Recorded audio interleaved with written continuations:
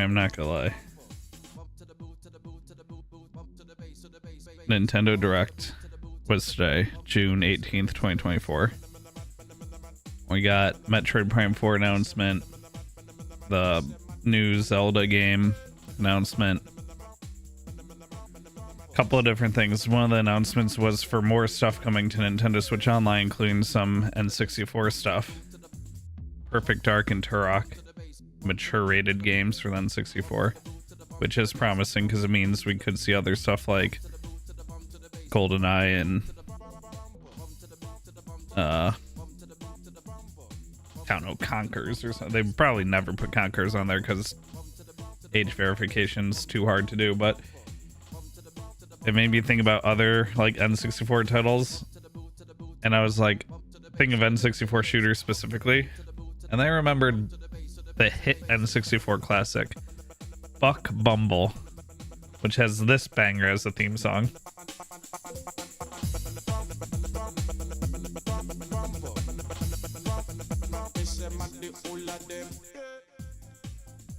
So that's the thing. And here we are. It's Tuesday. The left side of my neck hurts, which is interesting because usually it's the right side of my neck. The back right of my neck from an old injury. Oh, Divine Nut with the first channel redemption of the stream. Congratulations.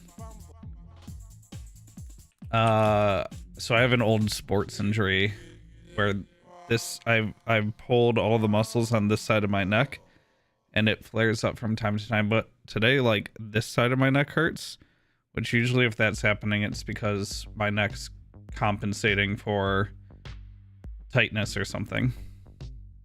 And you're welcome, Divine Nut, or thank you, Divine. Hey, job well done. That's what we'll go with. So yeah, I don't know why the other side hurts today. I didn't do anything extraneous or something that would have strained that side of my neck, so there's a good chance that my typically injured side of my neck was flaring up and the other side started compensating or something, and that's why the other side hurts. Yeah, well, I heard it in 2006, so it's been 18 years. One day my neck will fully heal. It flares up like 2-3 times a year. If you ever get like a really bad muscular injury, I feel bad because really bad muscular injuries do have a habit of just becoming a recurring problem for the rest of your life, which is unfortunate. Unfortunately it's my neck in my case. What's anything interesting about today's Splitgate store? Not really. Should we make a hurt neck joke? What's today? Today we saw Nintendo Direct, so I'm gonna say, how about that Zelda news in Nintendo Direct today? Gotta say I'm excited about seeing one of my fave parts from Tears of the Kingdom.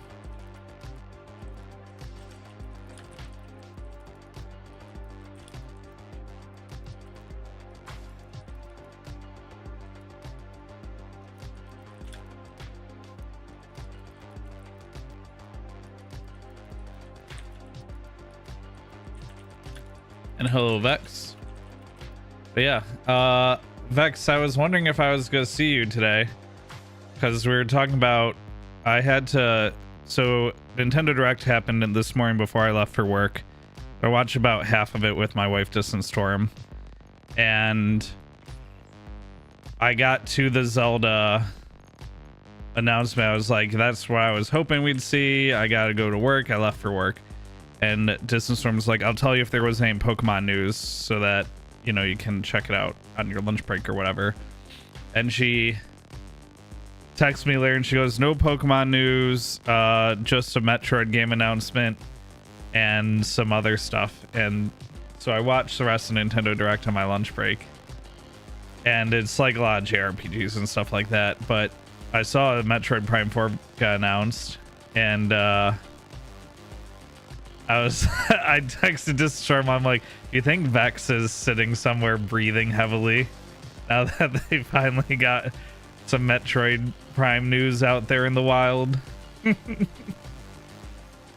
Imagine like just a little singular tear off down one side of the face and a little bead of drool down the other side. A little frothing of the mouth at that news.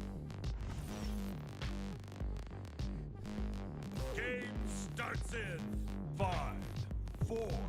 No, Fragsta. It's just my, you know, Fragsta's known me long enough that Fragsta knows about my neck injury that always comes back a couple of times a year. So Fragsta, it's just another flare up of that injury. Well, I've been waiting my entire life for a dedicated Zelda IP, so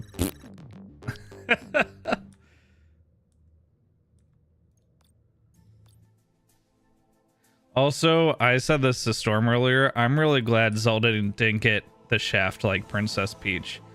I feel like Princess Peach got the lower stakes, got like a real low stakes, like not girly game, but like a game that, like the Mario games are typically platformers. I don't know why you can't have a Princess Peach game that's not a platformer. Like, just here, let's switch to just chatting. Just give her a platforming game, you know? The Mario games are typically, I mean, even Toad's Treasure game was like kind of a platformer. It's more of a puzzle game. But I feel like she got shafted, so I'm glad Zelda's getting like an actual Zelda game.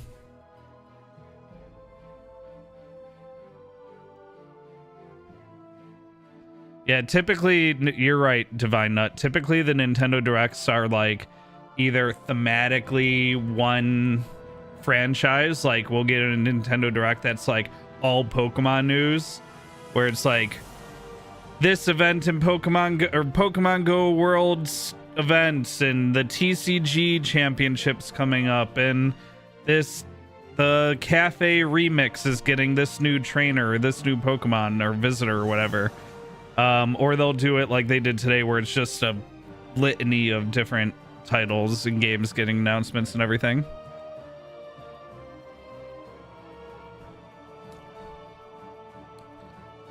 Oh, speaking of the Mario and Luigi game, what was it? It's brother. It's the word itself is so dumb. It totally distracted me from the game itself. Brothership. Brothership is a silly name. Yeah, but when did Super Princess Peach come out? Like 20 years ago or something, right?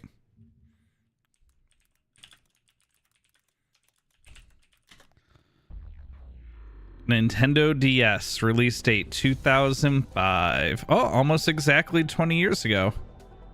I'm surprised I knew that. Well, I shouldn't be. When you work in a used game store, the more rare like spin-offs and stuff are always what people ask about. The first like 6 months that I worked there, I learned about every single game that you have never heard about, except for people look for used copies of the same like 50 games all the time. You know how many people I had come in and ask me for Def Jam Fight for New York?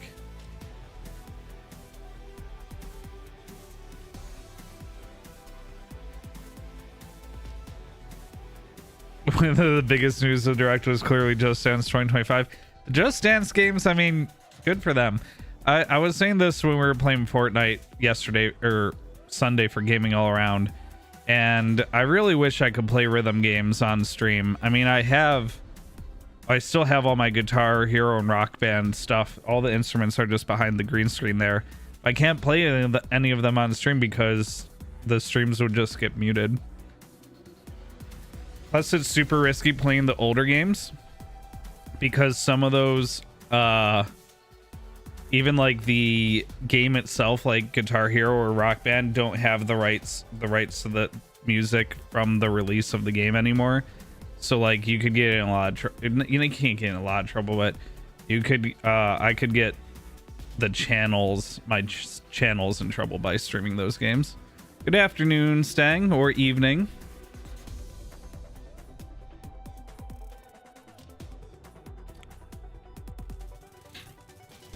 Do we have like gameplay of this? Full game walkthrough.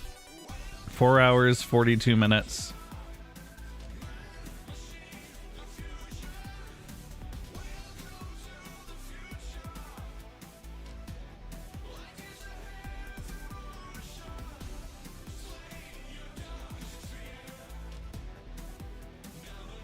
You know, Divine Nut, Custom Robo's on my two playlist because Vex Sovereign used points to request it, so I'll be playing an emulated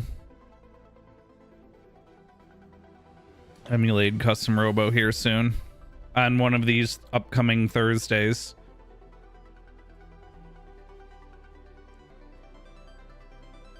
Also, the remakes have gone a little out of control because we've gotten an HD remaster of the Donkey Kong Country remake now. We've gotten a remake remaster.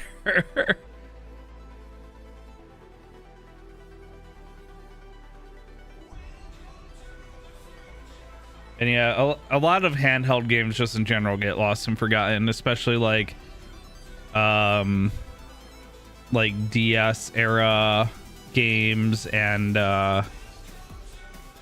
PS Vita and PSP era games.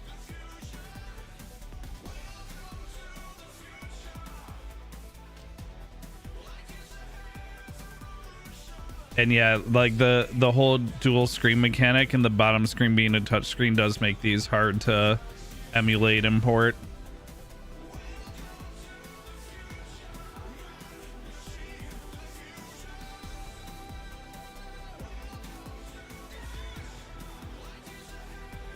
It is a little weird seeing like a blown up version of Peach celebrating on the bottom screen, I will say that.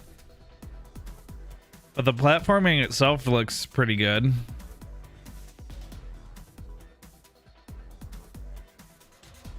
Or, you know, at least it looks like a Super Mario Brothers game.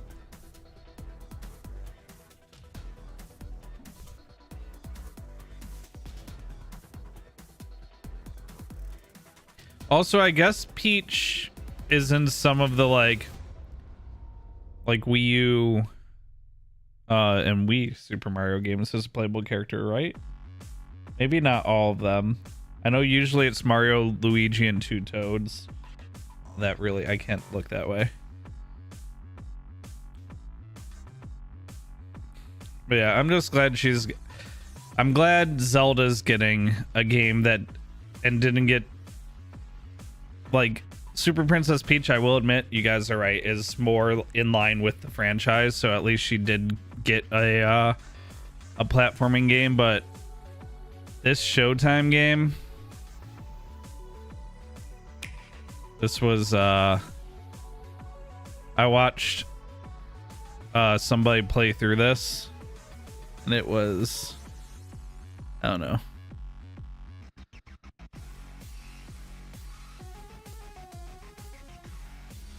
I just, what they should have done is gone with the characterization of Peach in the Super Mario Brothers movie, and just give her that characterization in a proper platforming game.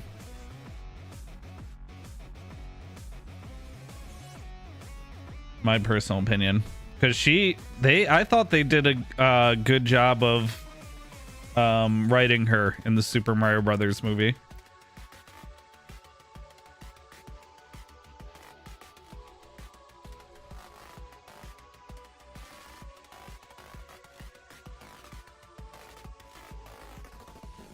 I think that's a good call out too, that Nintendo first party games do lack difficulty, but I think that plays well to their demographic since they're more of an all ages / couch co-op party, casual gaming demographic, which is, you know, that's their niche. I don't think there's anything wrong with that. I don't think we need more I don't think we need more difficult Nintendo first party titles. But yeah, it's a good call out that that's kind of their demographic anyway. Let's get some games updating here while we're sitting here chilling.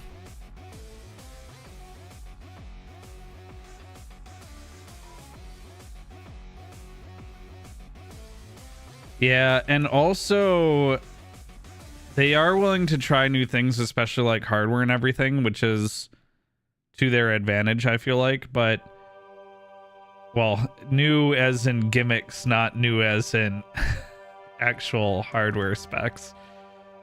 But it is interesting to see. I mean, on playing devil's advocate on the Pokemon games not changing enough, it'd be impossible to make Pokemon fans happy. Like, look at any major intellectual property, whether it's movies, video games, or anything. The bigger the audience, the more difficult it is to please the audience. And like, as much as I want to say like X feature from X Pokemon game should be in all Pokemon games, the fact of the matter is, like, compared to the majority of the people that play that game, so few people care about that feature. Which is why often the feature doesn't move forward into the future games. One thing I do think does need to come forward into the future games, though, is some sort of audio-visual indicator of shiny Pokemon in Overworld. Now that Overworld Pokemon are constant in new Pokemon titles, like Scarlet Violet and such, I gotta say, one of the things right now that makes Pokemon Legends Arceus one of my favorite Pokemon games in general is the audio indicator for a shiny, because it made playing through the game so much more exciting, because you'd be doing whatever you were doing, going to an area to hunt some Pokemon, or to go to the next story beat, or to grind money, or whatever you were doing, and you would hear that noise and I would get excited. I'd be like, oh, I heard it. Where is it? What is it? You know, and it was that part of the game. It brought like a lot of really like small, intense hits of dopamine and excitement. And I think they need to bring something like that back.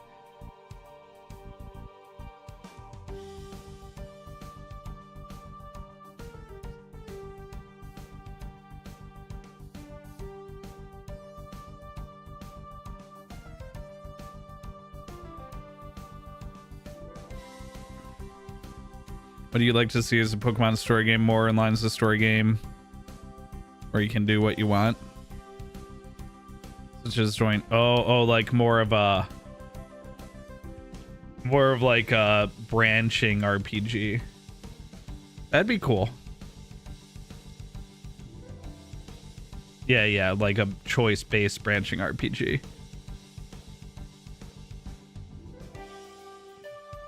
That would be cool.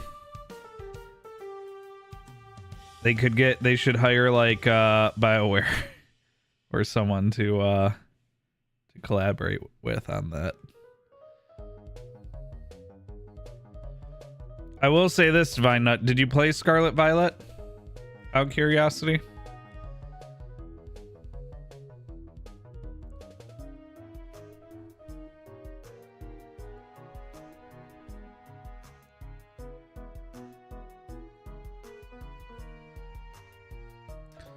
I gotta figure out what I'm playing tonight. You have a copy, but haven't found its way in the Switch yet? Okay, well, all I'll say is, hello, Distant Storm.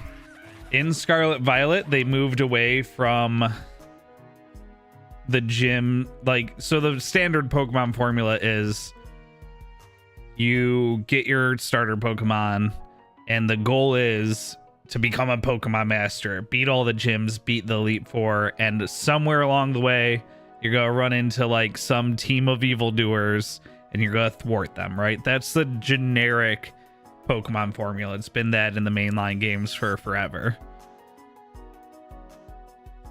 It's not really like that in Scarlet Violet. Those things are in Scarlet Violet, but they're not as linear or directly tied to each other as they are in the other mainline Pokemon games. And there's more than just those two motivating factors in Scarlet Violet. There are more other things in Scarlet Violet. Kind of like what they tried with, in a couple other generations, they've tried to add like another thing along with those two main things. And Scarlet Violet does have other things, but I think, they have one storyline. They have two storylines in particular that are just so well done and well written that Scarlet Violet is probably my favorite generation for the writing. Definitely not for the new Pokemon designs, although Scarlet Violet does have Cerulean Edge, which is like my new favorite Pokemon. But for if I were to look at all the generations based on just the writing, Scarlet Violet, I think, is the top of my list. It has multiple good story threads in it.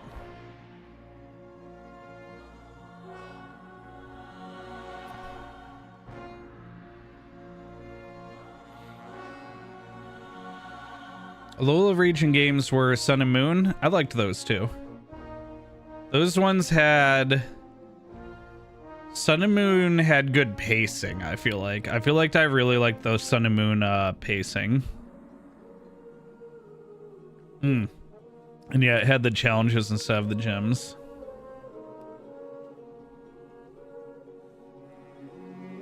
There are over 1,000 Pokemon, you're right. They don't really need new designs. Although I say that, and then we get Pokemon like Cerulean Edge or like Golden Go. So, what's the one of the new mythic Pokemon? The little flame koi fish with the curse ring over its eye. That I like, the little the fiery goldfish curse Pokemon. I really like that one a lot.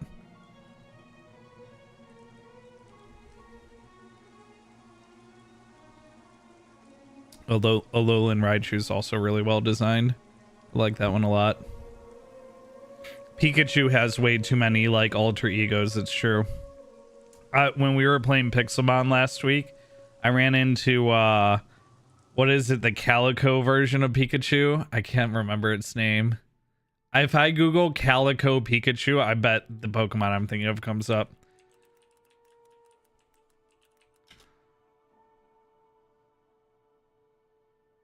Oh, it's an artist's name. Okay, never mind. The artist shows up. Pikachu spin. I'm gonna say Pikachu spin-off Pokemon.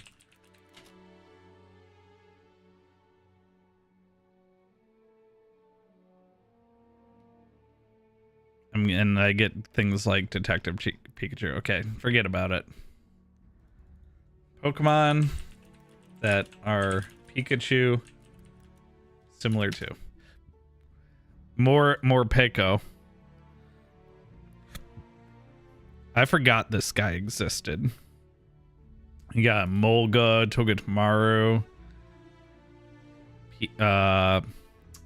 Minun. Pachirisu is a bit of a stretch. I don't see that. I see that as a squirrel Pokemon, not a Pikachu spinoff. And I mean, Mimikyu basically is Pikachu, so only better in every way imaginable.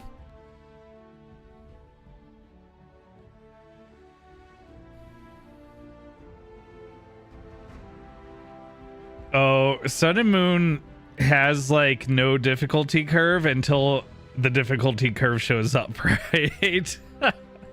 Sun and Moon gets hard unexpectedly. Napoleon Pikachu or Neopoli. Yeah, the word Distance Storm said Pikachu, exactly.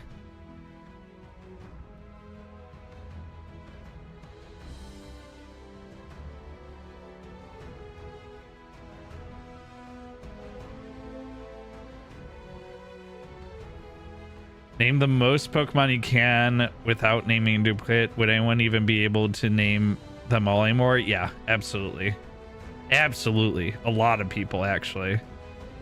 But there's some people where like Pokemon's their entire personality, and those people definitely would be able to. They're the people that don't forget that that Pikachu exists, or the skyscraper Pokemon, whatever that one's called, or where are some of the other ones I saw in Pixelmon recently that I'm like, I forgot that was even a Pokemon. Any of the fossil Pokemon from Gen 8 or 7 where they're like two halves of a Pokemon and you put the wrong halves together intentionally, any of those Arctozolt, those ones, any of those ones. But there's people that can name them all. For sure. There's people that can, here's how I know there's people that can still name them all. Because there's people that you can show a Pokemon to, and they can tell you the two abilities that Pokemon normally has and what its hidden ability is. So yeah, there's definitely still people that can name them all. But yeah, honestly, like one of the reasons I love so many of the Ghost Pokemon is they have such good, like, deck entries and designs. And real world inspiration that they pull from, like folklore and stuff like that. I should play something that I can play while just chatting. What would that be? I feel like I've been playing too much Pixelmon lately, and last night I died again. I was checking out one of the cities that spawns in the Nether, and of course they put beds in the city to like for flavor, and I was trying to loot a nightstand next to the bed, and I missed the hitbox and clicked on the bed and blew up. And I had a ton of loot on me, and of course like it caused the explosion in the Nether caused a bunch of the netherrack to be on fire, and so like half my stuff was gone and burned up in fire. Your foot pedals today, finally stepping your step. Ooh, what kind of foot pedals did you go with? Did you go with the Elgato foot pedals or like the Kegel or whatever that brand is that has the USB foot pedals on Amazon? I have both. I honestly like both.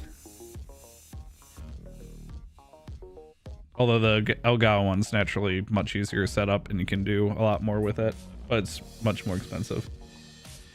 The Amazon USB ones, yeah. Can you guys even see? No, you can't see them in this shot, huh?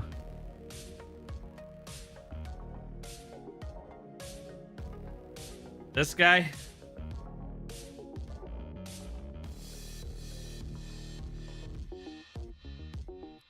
They're good. I like mine. I've had mine for 8 years, 7 years, 7 years. I originally got it just to have a push to mute button. Fortnite might be the best game that I've ever played in my entire life. Frags, did you know I got a solo victory royale in Fortnite on Sunday? Speaking of Fortnite being Frags' favorite game.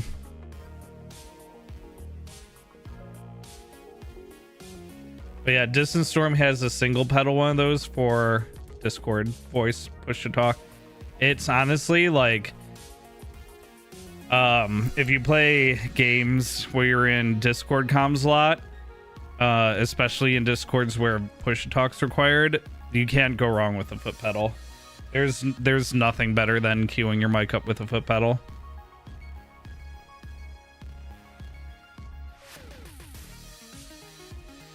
And keeps your hands free and fingers free for all the harder games.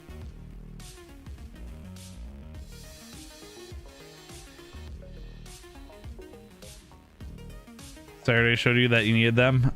Rating in Destiny final shape. Yeah, that makes sense.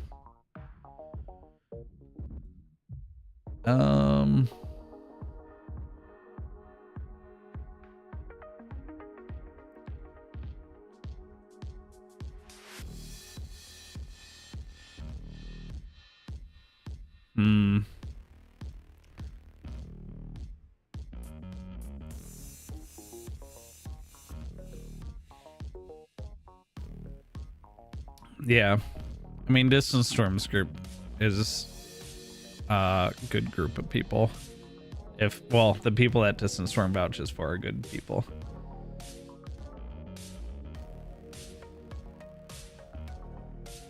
Can't better than moving your super to the N key. Ooh.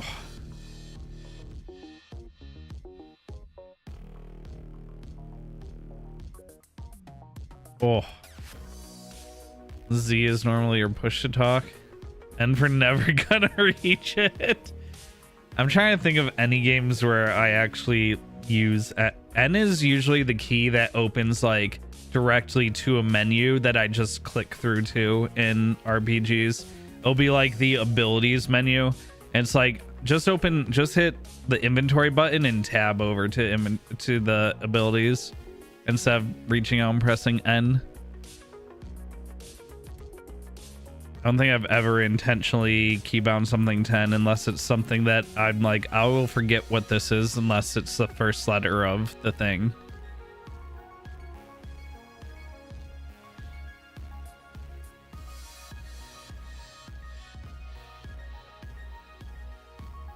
It's weird that sometimes I just start streaming without a plan.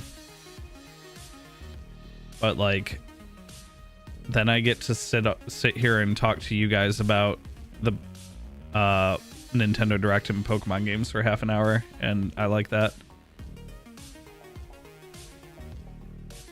Fort custom maps so you can chat and play. You guys want to see the Fortnite map that I've been getting all my levels this season in?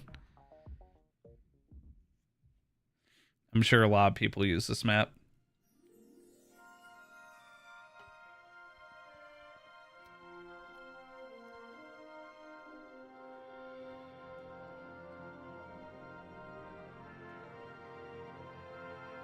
N for never gonna reach it. Also, Fortnite might be Fragsta's favorite game ever, according to Fragsta.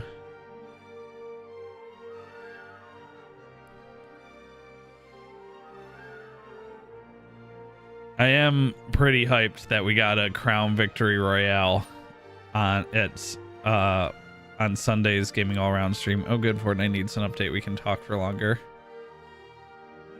What is where are the free games on Epic right now? Forgotten Realms, Idle Champions. Oh, did you see the people that were upset about the what is the new D&D rule set called? 1 D&D? Well, the new books are, I think, available now, and the people that paid for D&D Beyond Legendary or something like that were supposed to get 15% off all D&D books for life, and they weren't getting it on the new book. And so they were asking about that in the D&D Beyond or D&D or Wizards of the Coast Discord, one of those three. And like an official official community manager told them like that no discounts would be applied to the new book.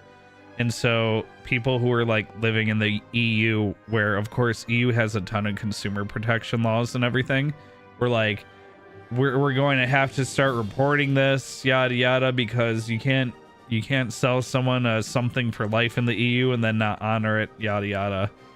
And they wound up walking back the statement about the new book not getting the discount, and now and said it was a unintended that they couldn't check out with the discount, and now they can check out with the discount. Unintended. I think my favorite comment to the whole thing when I was reading about this, I saw, you know, of course I like dip into the comments and read a few. And my favorite comment was, man, Wizards of the Coast is allergic to good PR. Which they've had a rough couple years, Wizards of the Coast. They've made some calls that are not the best calls. Not the most consumer friendly calls, I should say.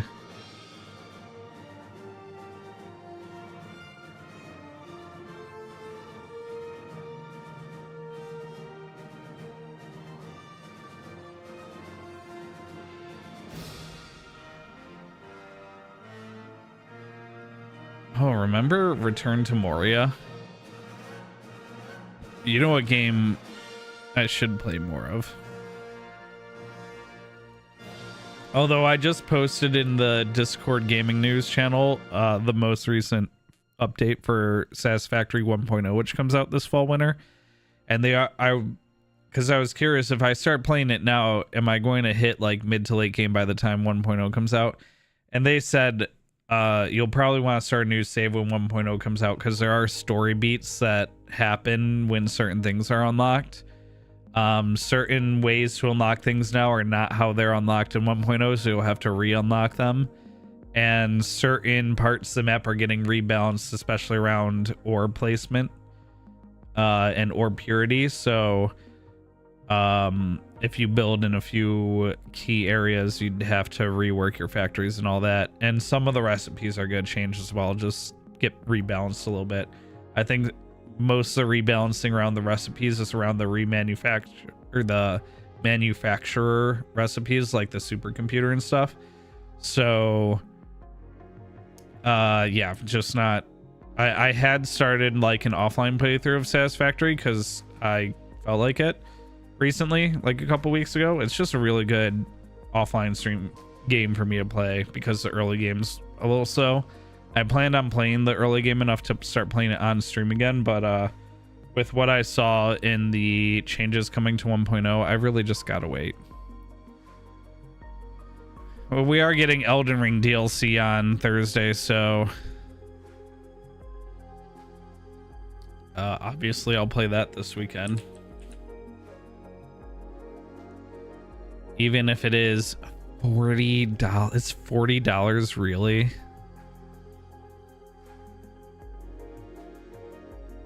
Yeah, I haven't gotten a new game in a while, but still.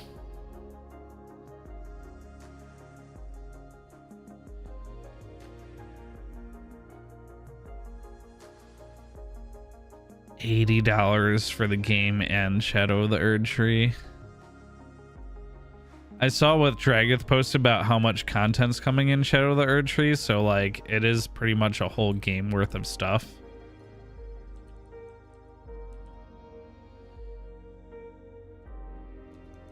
But still though. And then what's in the $10 more expensive version? Pre-order now to get a bonus gesture. Oh, the premium bundle comes with the digital art book and original soundtrack.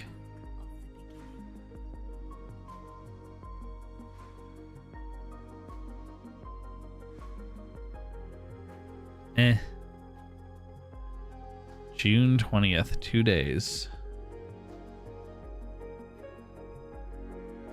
2 days away.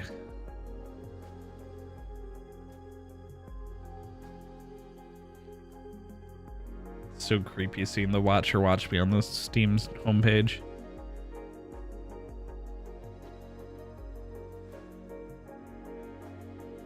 You ever thought about restarting Brilliant Diamond Shine Pearl and streaming it? Ooh.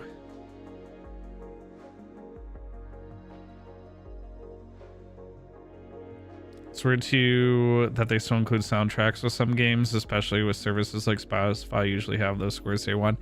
Yeah, but also remember that we also pay for Spotify Premium, so for some people being able to listen to the soundtracks without ads is worth it, especially if they don't typically listen to a lot of new music or a lot of huge variety of music. So the soundtracks over the long term is cheaper than maintaining the premium subscription, which, by the way, I just got an email last night that Spotify Premium is going up another $3 a month, by the way.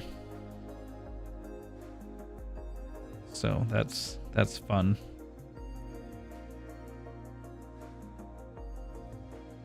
Yeah, it's up to from $16.99 to $19.99 a month now. So if you think about it that way, $10 for a soundtrack, not too bad. Not too bad.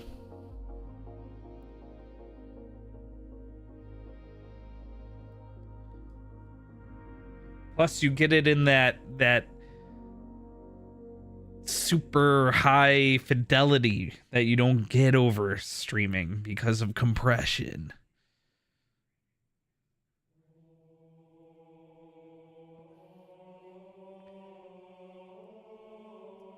So then when I'm listening to my chiptune music on my $350 headphones, I can hear all of the perfect wavelengths. I think you're salty because the most recent soundtrack for Destiny did not include an exclusive emblem to say that you enjoy the soundtrack of Destiny.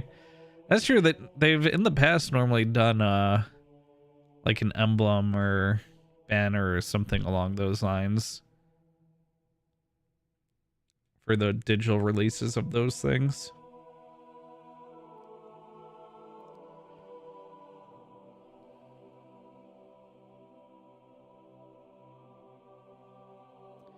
You know what else I could try? I could try a Cobblemon playthrough, since Pixelmon's not been kind to me, and see for myself what the differences are instead of just blindly trusting influencers online when they talk about the differences. Because I'm the only influencer you should blindly trust.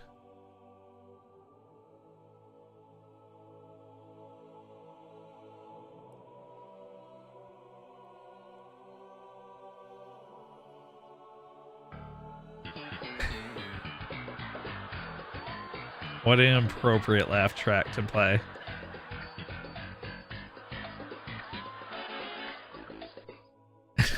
What a perfectly, of all the random laugh tracks in the laugh track command, for that one to be the one that got picked.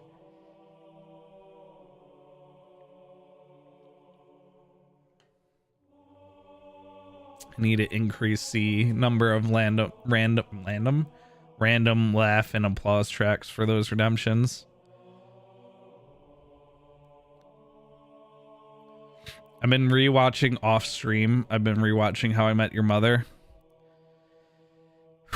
It's hard to watch. I'm gonna be honest. I played the first episode. I was like, am I really gonna be able to rewatch this show because it's got a laugh track? Thankfully, it's mostly subdued in that show. It's pretty like backgroundy in that show. It's not like other sitcoms where they like full on do pauses for the laugh track. You feel so old and you only watch one episode with me? It's an old show. It takes place in 2005 to 2011 or 12 or something.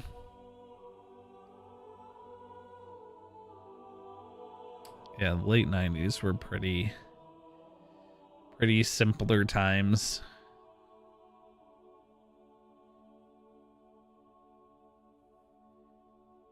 While this is updating, what else is in my library that's not installed? I think that I actually have wanted to play. I do eventually want to play Control. I should finish Death Stranding. I played like 6.5 hours of Death Stranding and never finished the game.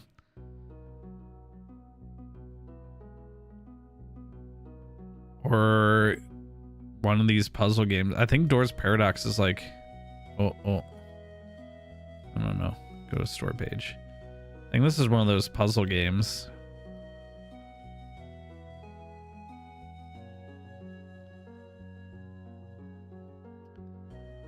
Yeah, like a puzzle box game. Yeah, I like these. Although this looks like a pretty simple one. But I still want to check it out. I mean, it was free on the Epic Games Store one day.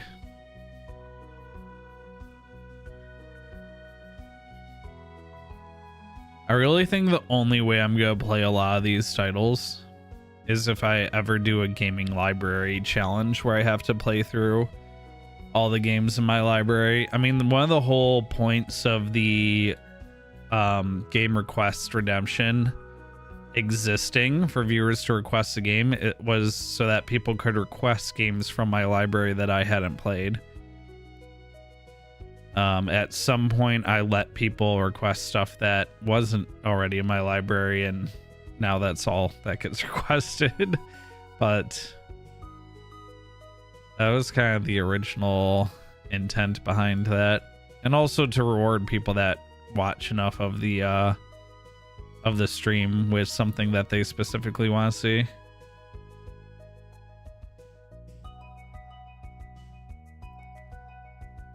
A Gaming Tuesday A to Z stream. We'd get through like 10 games in Gaming Tuesday.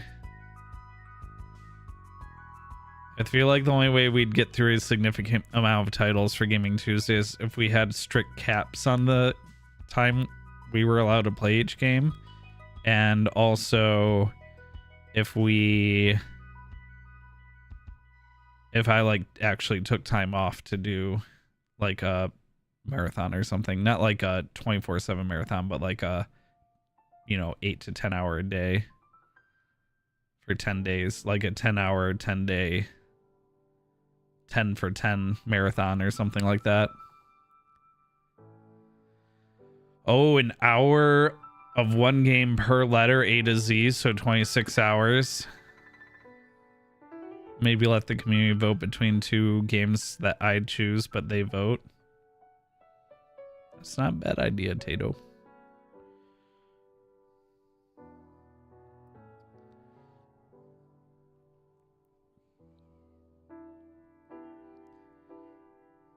Would it be all in one sitting, or would we like break it up over 2 days?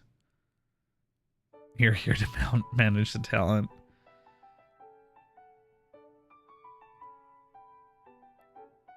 We could split up into 2 days, and then you'd get A through M and N through Z. Then again, you get to Q. I have like maybe one game that starts in Q.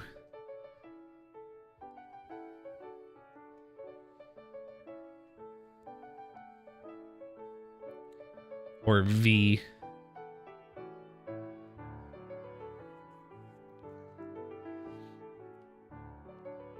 Take breaks in between when I hit milestones, yeah. All right, here's the Fortnite map I've been playing.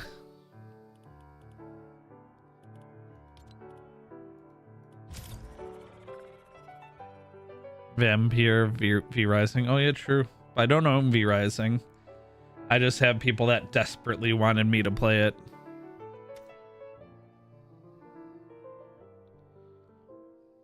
Despite not owning it. So, if you guys have been wondering what I do when I go offline and I haven't like actually gone to sleep yet, and also why I'm level 60 something in the Fortnite Battle Pass right now, despite it only being like 2 weeks in, this is why. I've been doing this. Oh, wow, a version update for yesterday. Added defeat Forest Guardian bonus accolade, awards every 15 minutes. Added gather bounce effect to Elysium trees. Oh, added an exploit with the Immortal Tree limiter. Or fixed an exploit. Fixed Guardian Challenger buff getting removed when eliminated outside of fight. Fixed Guardian Cherry buff getting removed when player unregisters from boss fight.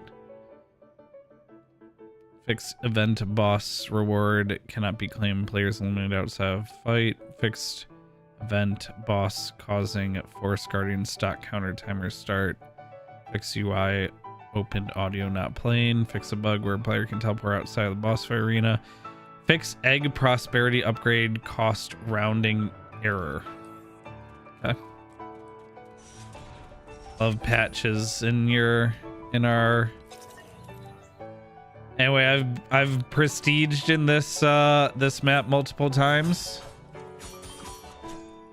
Oh, whoops. And so I spend most of my time just wailing on this tree.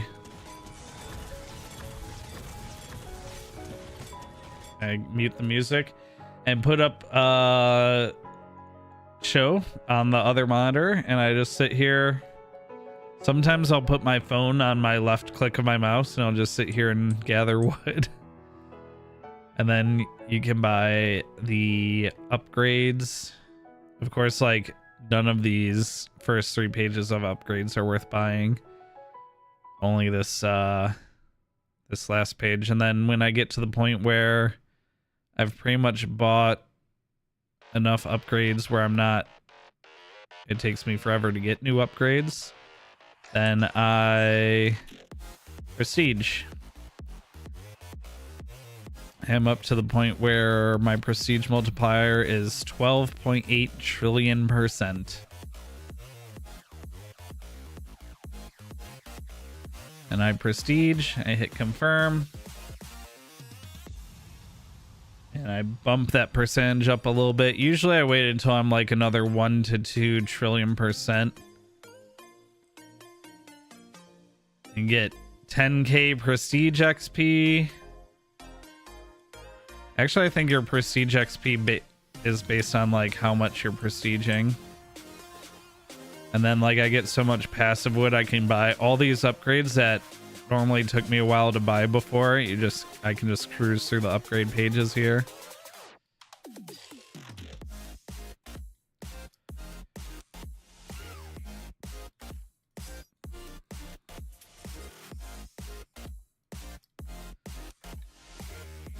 And like I said, these last like 6.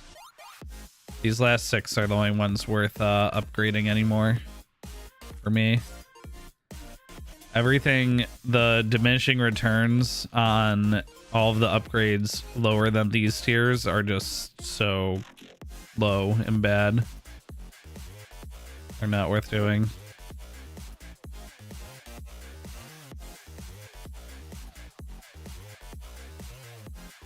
Alright. Yeah, this is what I've been doing. Then I come through here and I grab all the upgrades on the way through. Just hit the little upgrade all button. Again, these are all, when you play this map from the start, you have to work your way through each of these areas, slowly grinding up each upgrade. I've played this so much now that every time I prestige, I can just basically upgrade my way straight to the end. And prestiging is the only way for me to get more powerful now. But usually that's how these auto clicker games work. Like Cookie Clicker works like that. Whatever the egg, what is that egg one called for mobile games? It's like chicken or egg something. I don't remember what that one's called, but I played that one for a while. I wound up playing, I think on my last phone, I was playing an auto clicker that was using so much processing power to calculate the like extremely large numbers in the auto clicker that It's why my phone got so hot that my battery started expanding. I'm pretty sure. I'm pretty sure the auto clicker game is what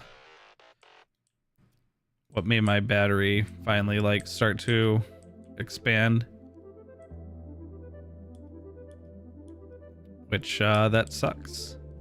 Or it could have happened even if I never played that game. Who knows?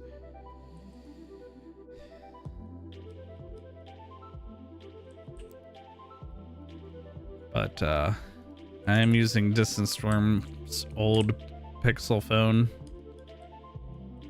ever since that battery expanded. Like, I feel like about a year ago now. Right? It's been like... Because that happened before the holidays.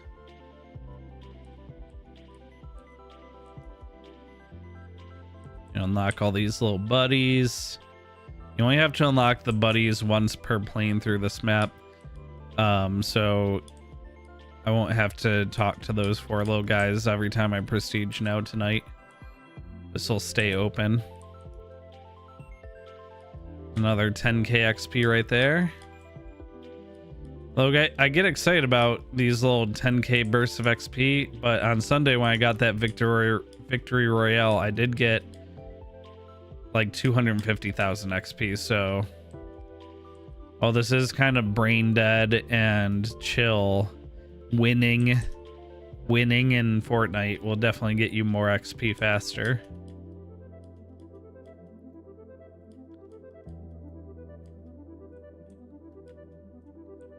It was summer-ish last year. Yeah, because it was also hot.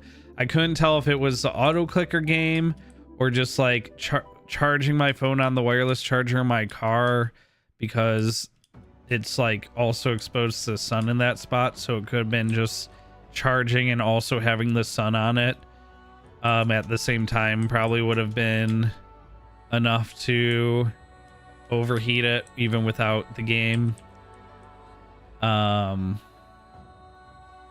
Or like I said, could have been totally unrelated to either. Could have just been a defective battery.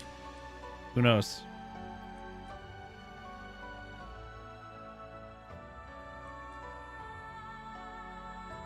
So it said added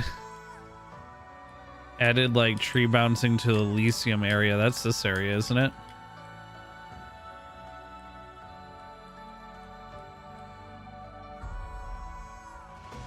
I still can't tell.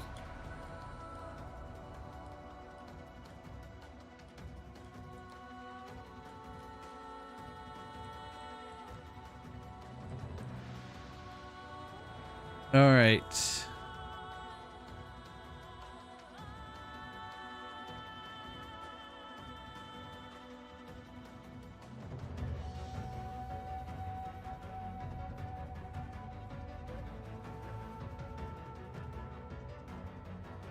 Yeah, that was something when that started happening to my phone.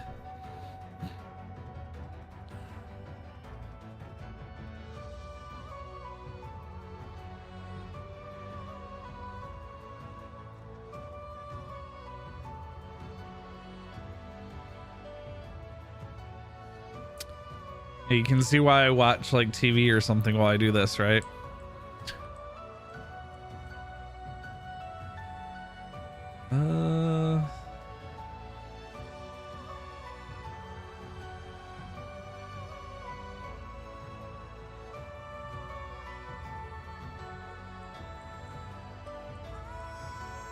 And you slowly accumulate enough damage per second with the tree that you can upgrade this little immortal tree. Look at that, already leveled up again tonight. It is effective for leveling. 272 trillion wood for the next tree upgrade.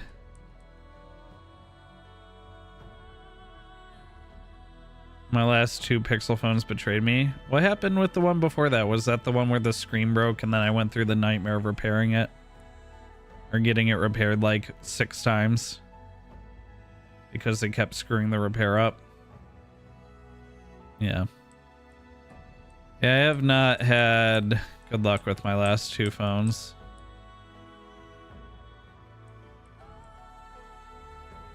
unfortunately.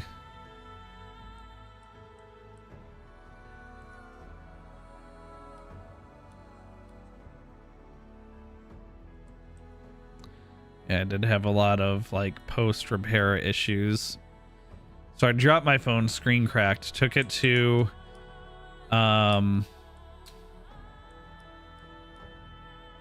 whatever screen repair place is called, like emergency phone repair or whatever it's called. They fixed it and broke something else when they were repairing it because they weren't familiar with the Pixel phones.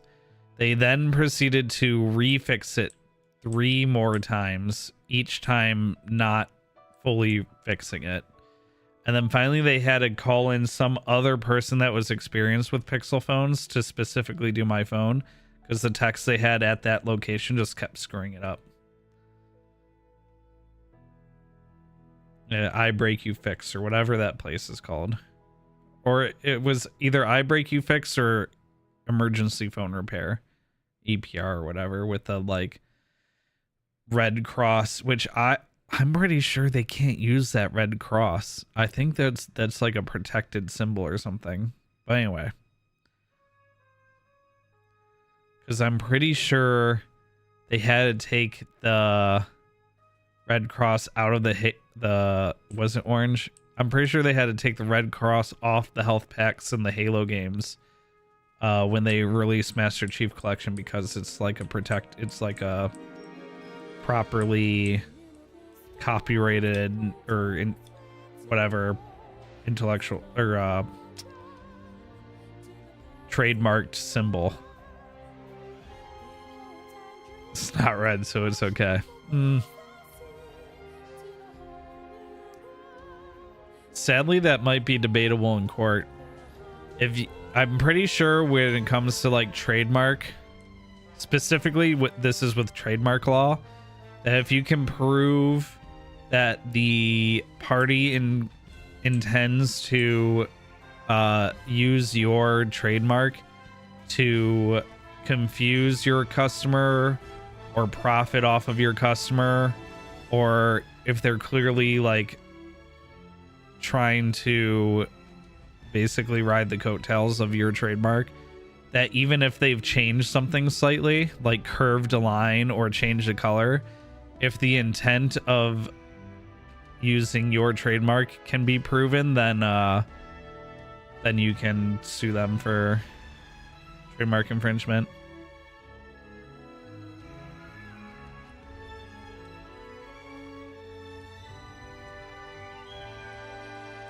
But I think intent is very hard to prove, which is why people will just change a color or change a shape or change a font or whatever.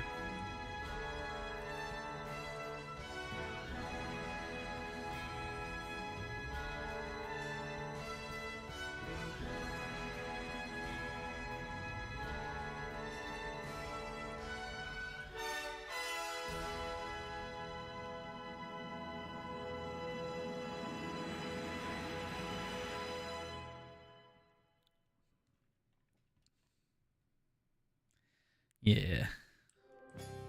So what custom Fortnite maps do you guys kind of play? I used to do death runs, but that required a little bit more brain power than this. So I opted out of doing death runs to doing this because you can get pretty much the same or better XP doing this stuff than doing the death runs. And I used to be able to find good death runs to grind XP on, and I feel like something happened where now anytime I found a new death run, it just gives bad experience, bad creator experience.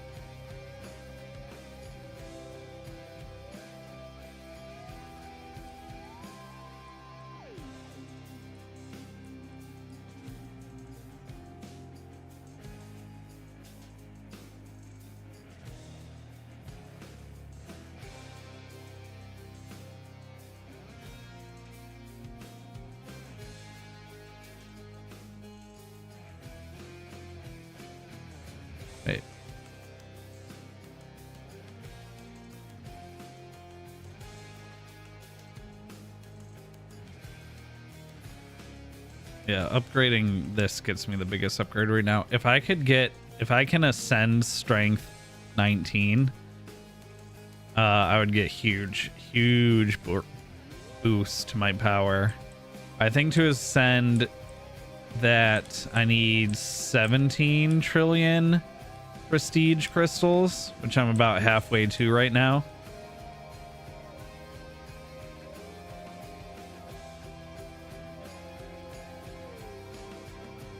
Anyway, for those who are curious, yep, this is in fact how I've been spending my time.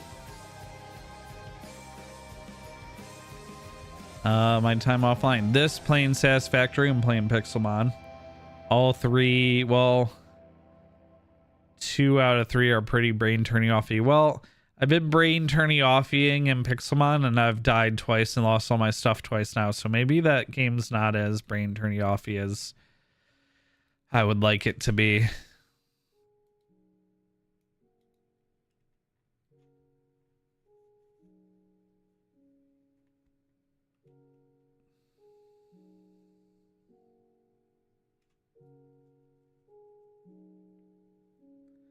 See, it's Tuesday. Let's talk about what we got coming up.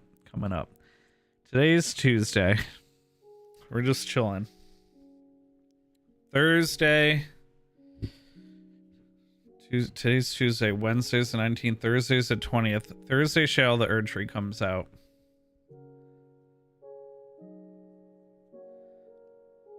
So Thursday, Friday, Saturday, Shadow the Erdtree. Sunday, gaming all around. Then Monday, I think the experimental build for 7 days 1.0 comes out, which I have to see if Bisect Hosting will be able to install the experimental branch of the game. And if so, then that's the next 3 months of content. You saw the Bulbasaur Sleepy plush? Ooh. Did we look up the picture of it when we were looking? Did we see it when we were looking up the Sleepy plushes? I thought we did. Because we were like, oh, you found it online. Well, I don't mean we see in the store. I meant like because we looked them up to see like what other ones there were, didn't we? Maybe not. I could be misremembering. Oh, also you have these buffs that recharge every 15 minutes. And even just activating the buff gives you, right there, another big boost of XP.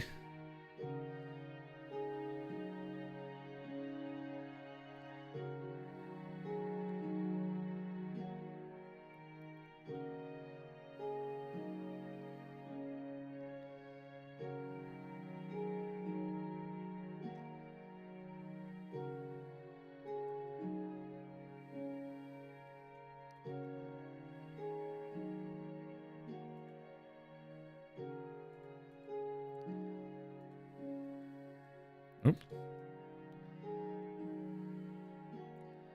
Use my phone weight here. Check out this link. Oh, it is very cute. I'm worried it would be like very difficult to cuddle or lay on though because of its shape. Also, Bulbasaur has kind of a double chin like I do.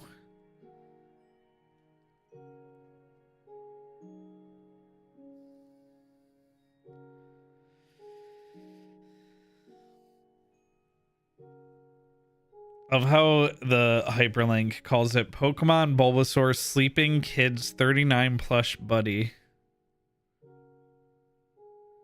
The other Target near our house has them in stock and you want to go see how cuddly they are.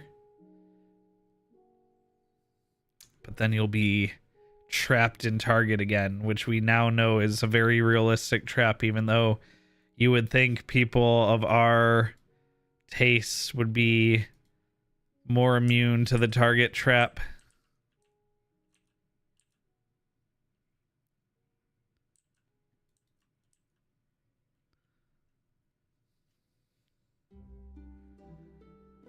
Get Mulan and Mushu in the next Disney Dreamlight Valley update. Ooh. But which Mushu? Because both representations are very different. Because there was like live action in the animated one, right? Oh, also didn't Mulan have a show for a while? I feel like Mulan had a show.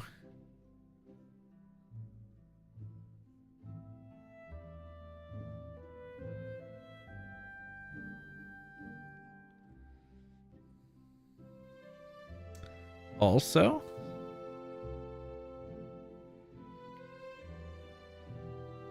I saw there's only 2 days left on the Palia event. It seemed like a lot of people were complaining because I guess it's like a bug catching themed event and there's a lot of RNG involved. Here's what I know about Palia. Ow, my head. Here's what I know about Palia. If it's a resource themed event and people are running around just for the resource, I'm including bugs on the as a resource because they like respawn in certain areas and only certain bugs spawn in certain spawn points, etc.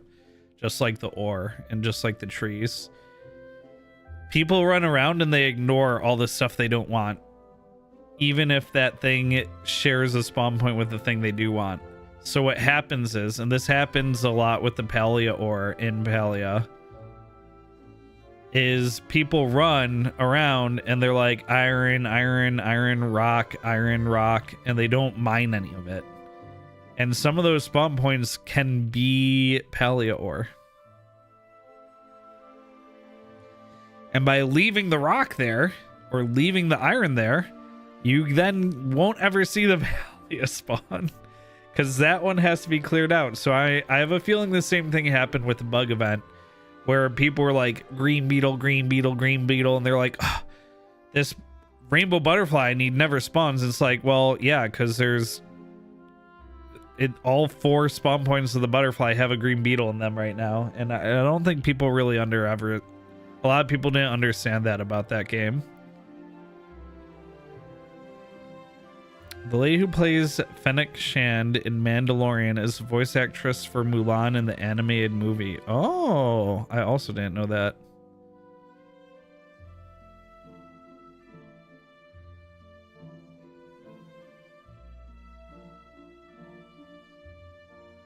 And for those wondering what brought Palia up, that's where this music's from.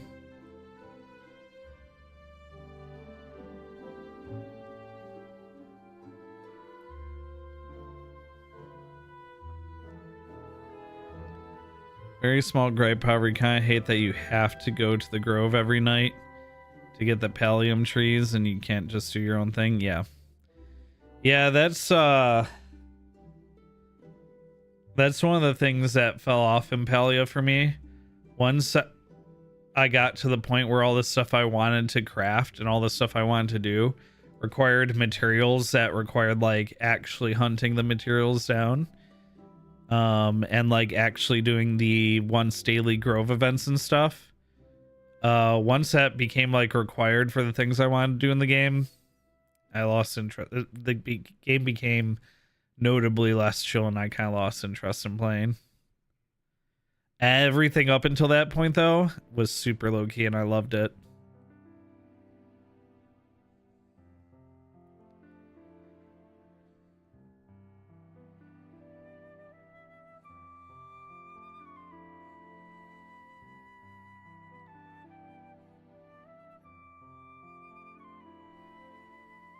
Also didn't really love the farming.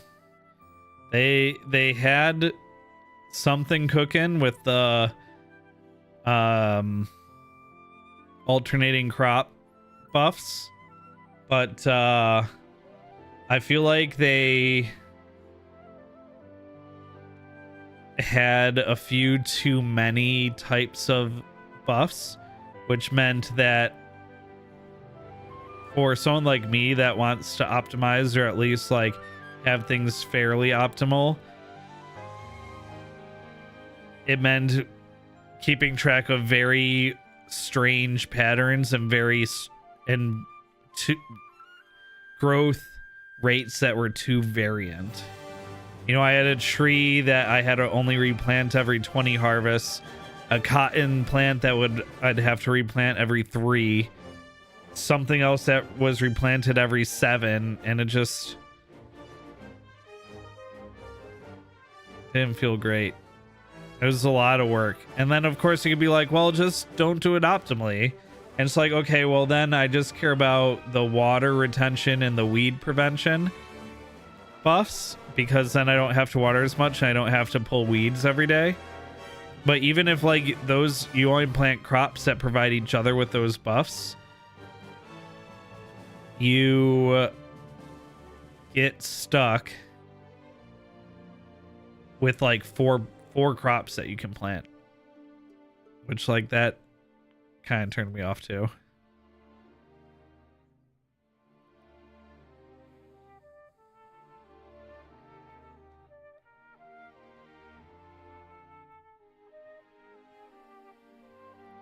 Oh, Distance Storm, you just crave an Animal Crossing PC. I crave an Animal Crossing game or an Animal Crossing like game that isn't gated by real life time.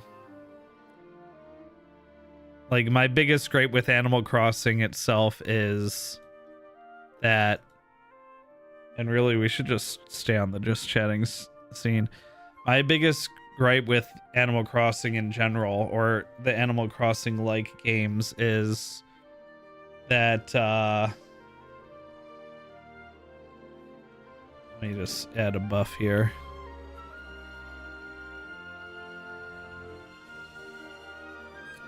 Like for when in Animal Crossing, when they finally added red to the game, the art vendor, he only shows up once a week in real life, not on a consistent day. So he could be there on Tuesday one week and Thursday the next.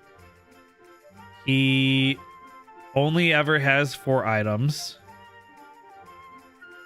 If you want to buy he sells artwork, right? And if you buy authentic artwork, you can put it in your museum. And it's pretty easy to learn like the differences between the authentic and the non-authentic artwork, or at least you could look it up if you weren't sure.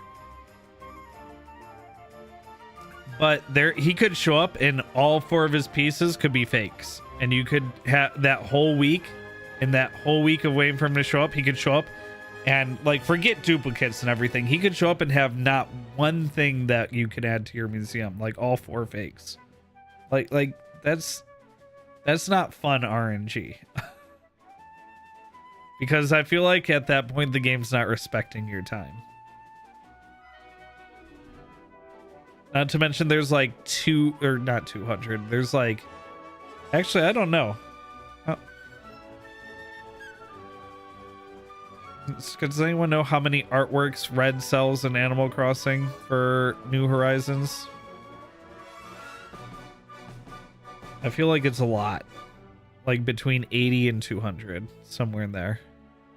Oh, and say he has 3 authentic pieces that week, and you need all 3 for your museum. Only allowed to buy 1. Only 1. Even if you have the money, even if you need all 3, only allowed to buy 1 per week.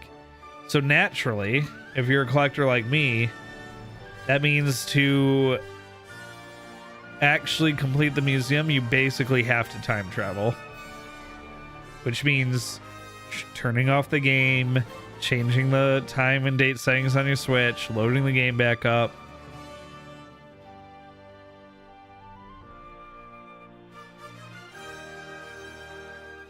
But yeah, I want an Animal Crossing like game that respects my time and doesn't require me to wait for real life timetables. Like even Palia, when you're building and upgrading the house, like building the house takes like 4 hours of real time. and the upgrades would take like 10 hours or something. And like I get in Animal Crossing and Palia and games like that, it's meant to be like, okay, now go do something else with your life and stop playing. And it's like, I don't have anything else to do. I want to play this game for 2 more hours, but you've now essentially kicked me off of the thing I want to do. Forcibly. Like you let me moderate my own time, right? And if I can't do that, then that's a me problem. That's not a you game developer problem.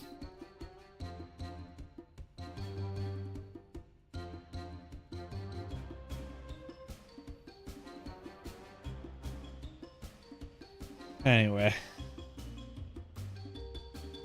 I also feel like the main reason that Animal Crossing was as popular as it was is it hit that flash fire timing of the COVID shutdown where everyone needed something like some form of escapism and some form of comfort, and that was like just released right at that time.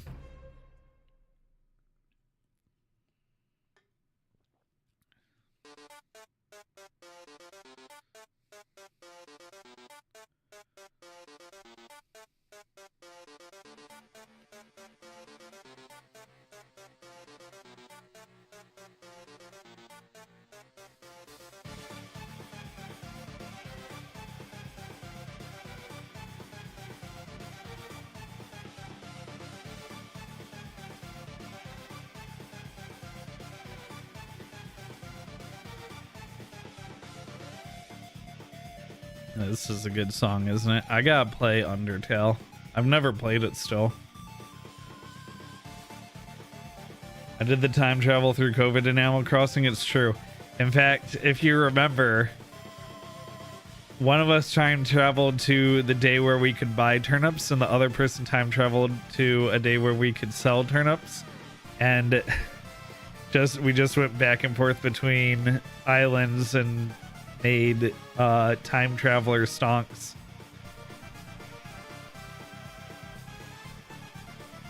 Oh, you don't know the Undertale franchise? This game is like famous as being one of those indie games that made millions and millions of dollars. It's got like really like a dark, edgy story, really cool character design. It's got some big twists in it.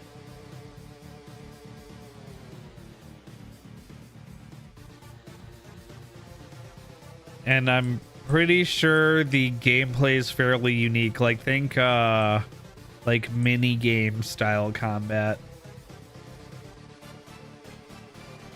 But yeah, this is like the most famous, or one of the most famous songs from the franchise. Yeah, this might be the most famous song from the franchise. 171 million plays on Spotify.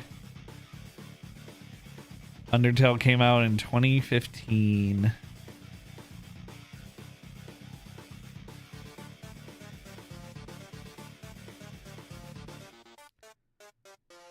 Yeah, it looks like, I mean, a lot of these songs have millions and millions of plays, which take it from me having added a ton of video game soundtrack songs to this chill playlist. Even having even popular songs of popular games oftentimes only have a couple million, so having hundreds of millions of plays shows how popular the Undertale music is. And having multiple songs with tens of millions of plays is also very impressive. But the person who does the Undertale soundtrack, Toby Fox, is like pretty famous.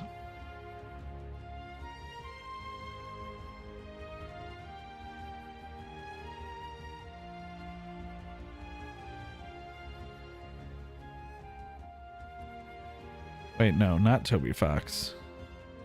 Oh yeah, Toby Fox. Discography albums. Undertale.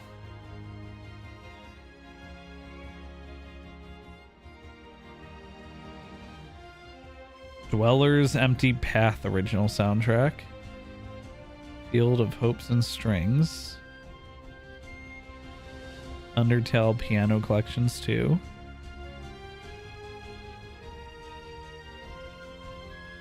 Oh, I thought they did other games and stuff. I guess not.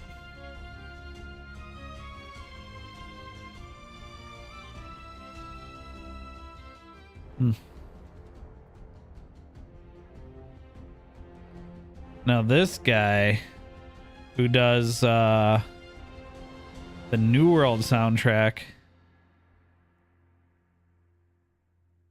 did Fallout, Game of Thrones, House of Dragon, Three Body Problem. I liked that show. Tom Clancy's Jack Ryan.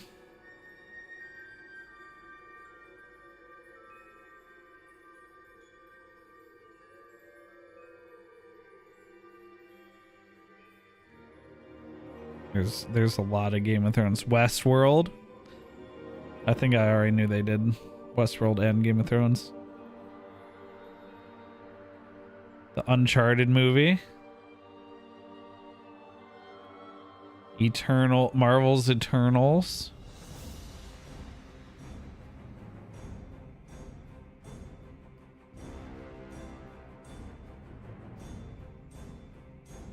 And no wonder I like this composer. Well, of the last... Oh, Gears 5. The last song. Now World of Warcraft music's playing, which... You know.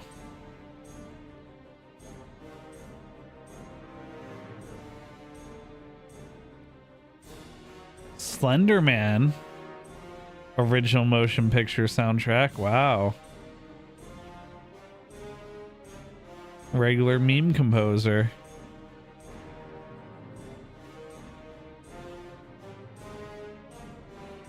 So much of this is game. I'm scrolling. Oh, the Warcraft motion picture, of course. So much of this though is Game of Thrones and Westworld. I'm pretty sure most of their awards are from Game of Thrones and Westworld. Yeah, that's it.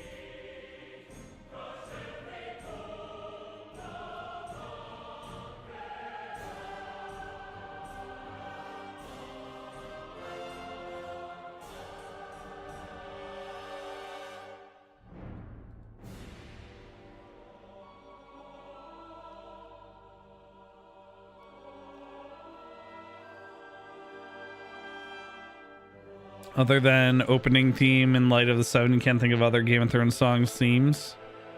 Red Wedding. The Lannister song.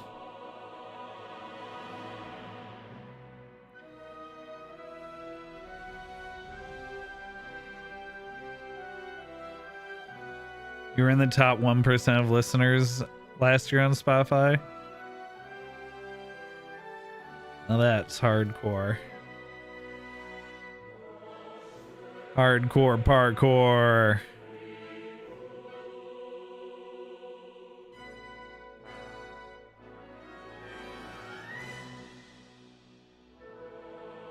I want to watch I think I saw that and see, I'm not touching anything and we just got a good chunk of experience there.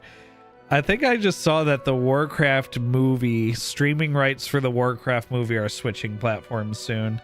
And I think the Warcraft motion picture is coming to either Netflix or Prime Video, which we have Prime Video, and I should share a Netflix password with somebody, but so whichever one's coming to, we should be able to watch the Warcraft movie again soon, and I'd like to see that movie again.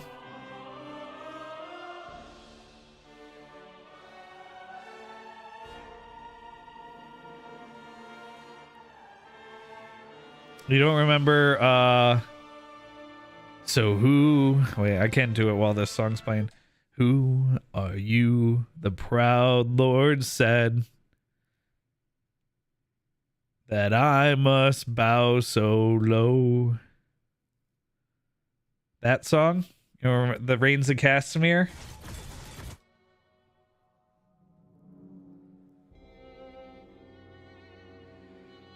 Only a some of a different cloak. Something. I remember the song. The lyrics are hit or miss. Only a cat of a different cloak. It's the only truth I know. Coat of gold, coat of red. A lion still has claws. And mine are long and sharp, my lord, as long and sharp as yours.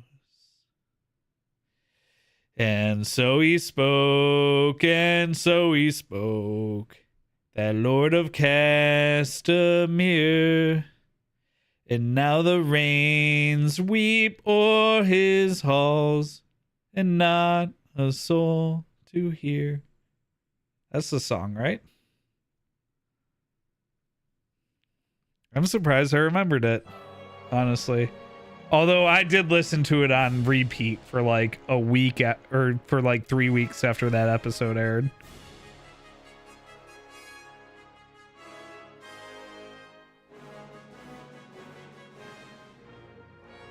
God of War is coming to Prime. Yeah, I bet that show's gonna be decent.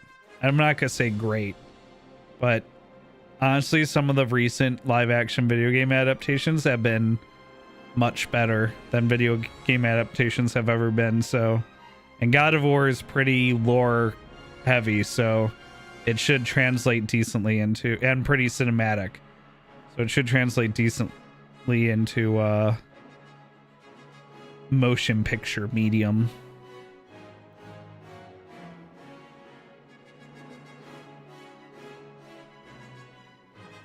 The duality of trying to watch Sang's video while listening to me from the other room and over stream.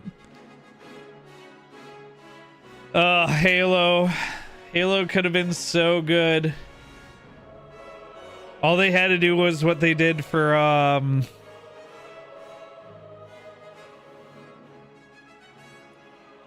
the short series that they did. All they had to do was turn that short series into a show. And they had it. They had the tone, the visual, the right mix of practical and visual effects. And they were like, yeah, but people generally aren't a fan of video game adaptations, so let's rewrite it for the mainstream. Let's just rewrite it all.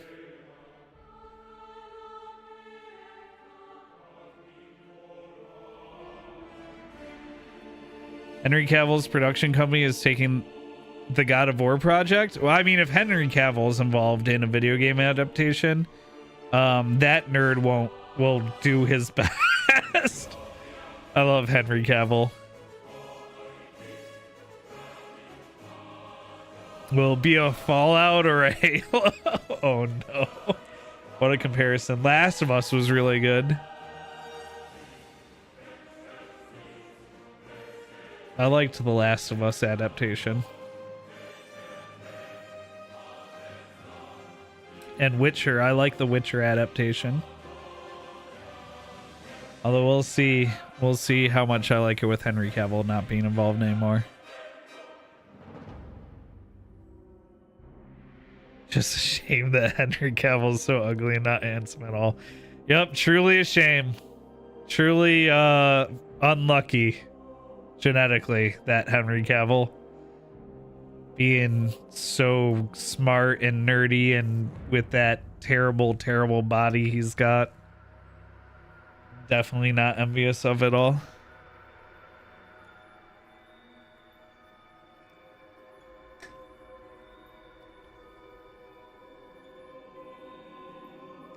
Henry Cavill's gonna be a daddy? I thought he already was.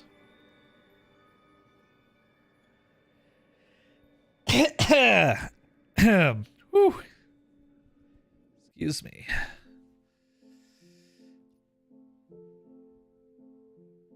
What is this song?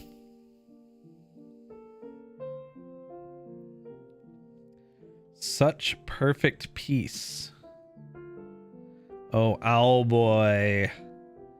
I have a limited physical edition of Owlboy, the game, for the PlayStation 4, and it is still sealed.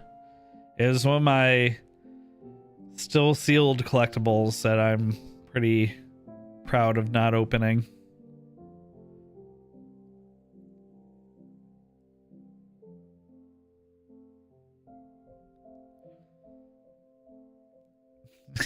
Distance from Daddy. Sorry. Daddy. Sorry.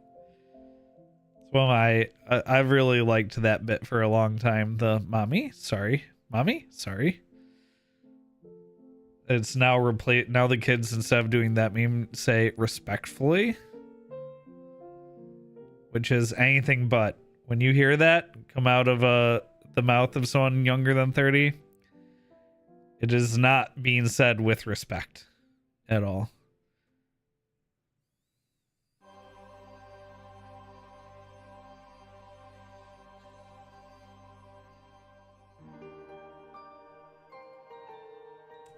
Bum bum bum bum bum.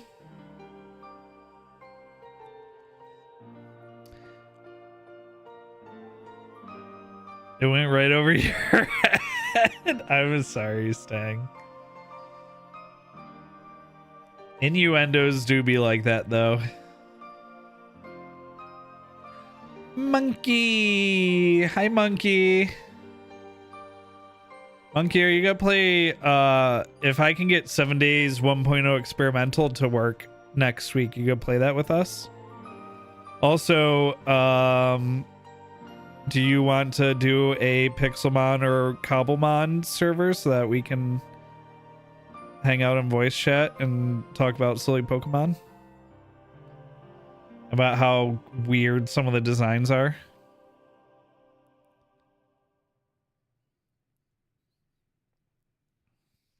Oh, I just realized.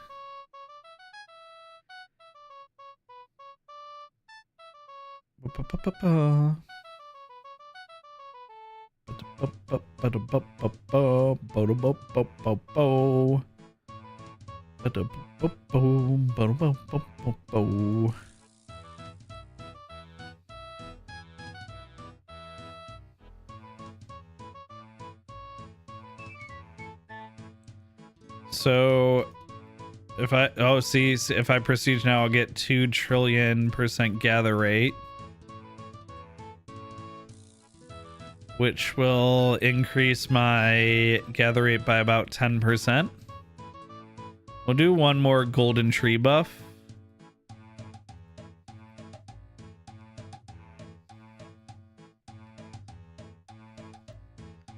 I can knock down this tree like 17,000 XP. I can knock down this level of tree like 1 or 2 more times. Which I might be able to do here. Then it might be time to prestige. You're working on the Pixelmon, trying to get set up the prereqs. You have 3 node server and you are clustering them. You lost me at 3 node. Once clustered, you can add the Pixelmon server. Ooh. Would you be able to like oh, we can talk about it. We can talk about it when we're doing setup. There's some, before you like turn it all on and say it's ready to go, Monkey, I have some thoughts on the server config settings. Like just some of the things that you won't be able to change once the world is created, some settings. We can just talk about it now. I'm just watching a tree get smacked in Fortnite. I mean, we're essentially doing a just chatting stream anyway. One of the things, so I've been playing Pixelmon on and off stream over the last week, and twice now I've lost all of my inventory progress off stream because of how dangerous the nether is. I think it's fine that you can die in Pixelmon, but can we have keep inventory enabled? Please? Please? I don't think it would take away from the Pixelmon part of Pixelmon, but it definitely takes away from the, like, the one time, both times when I died, I lost my backpacks, and in Pixelmon, you can only get the backpacks from like rare or special loot places, and they take like hours and hours and hours to find just to get good and don't die. If only it were that simple. If only it were that simple. I'm not playing Pixelmon to get good at games. I'm playing Pixelmon to avoid being bad at other games. To avoid the stress of being bad at my other games. I need something to offset the amount of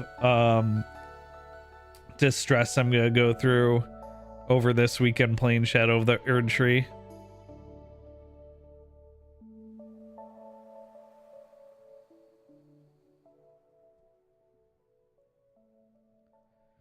You'd like to change Poke Loot to be time-based at like 12-hour per person instead of first come, first serve.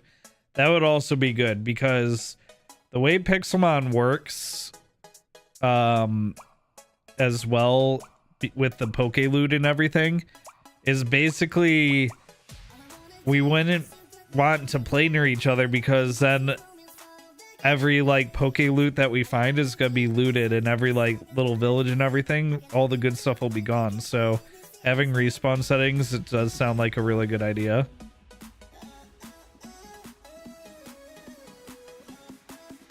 Yeah, although I did notice playing over the last week that if you can get a fortune enchant, then the mining requirement for Pixelmon's not bad. The toughest thing is the most restrictive mining resource I feel like that's required for the game is the water and fire stones to make the water and fire. So it used to be where if you made the sapphire or ruby armor, you could get the water breathing or fire resistance, but now it has to be from the evolution stones, which you only get one fragment per node that you find, but if you have the looting enchant, you get multiple fragments. So once I farmed them with the looting enchant on pickaxe, I was able to get the armor pretty easily, but without a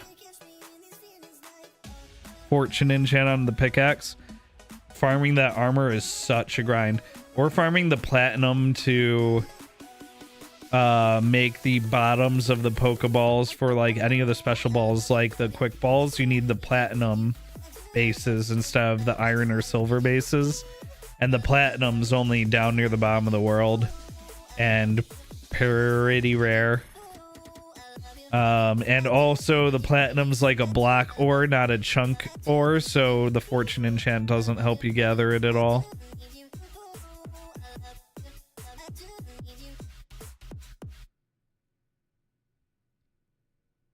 Yeah, Monkey, no rush. I mean, Pixelmon's one of those things too where it's not like a huge update just came out and everyone's into it right now or anything. It's just like, I don't even know what really gave me the... I think I saw like a lot of people doing Cobblemon content and I was like, oh, you know what? Pixelmon, though. Also, I just wanted to play something Pokemon related recently. I think because I was watching like some YouTube shiny challenges and stuff like that.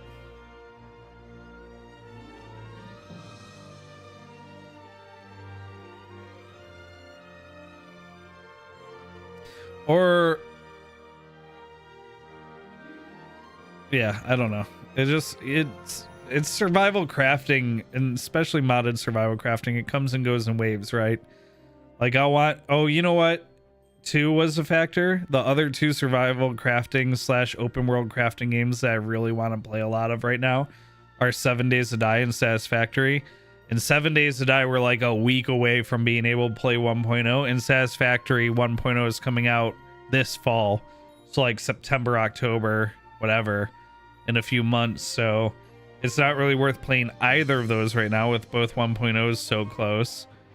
And so I was just looking at like other, and then we did the vanilla Minecraft playthrough for charity the first week of June, and I was like, man, Minecraft's a good game. So I was just trying to scratch all the itches / am still trying to scratch all of the itches.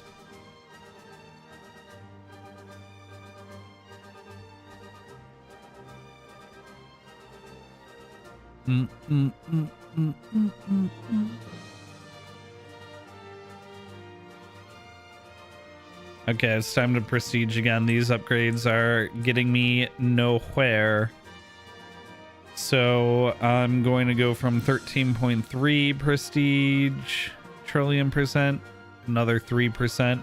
So I'm adding 20% gather rate. That's good. Good time to prestige.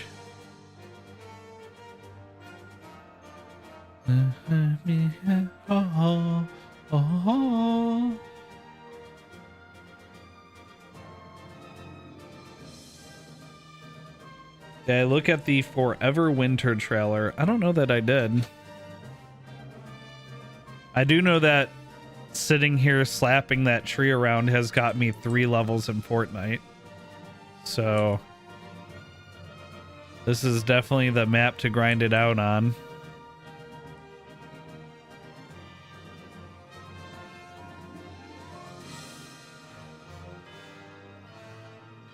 Forever Winter trailer.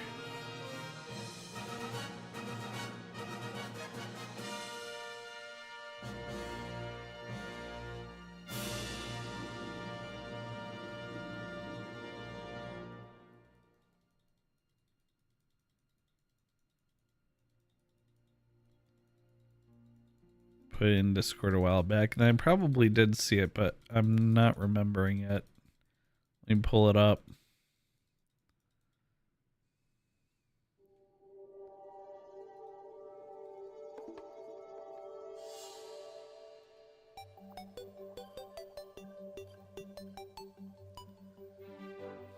Whenever I hear this song, I think of the meme of like the person sped up talking and it's playing this music, and I don't know. I really like that meme format.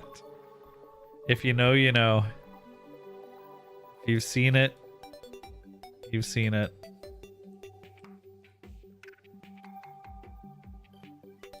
All right, let me get my ass back to the immortal tree. I'll pull up that trailer.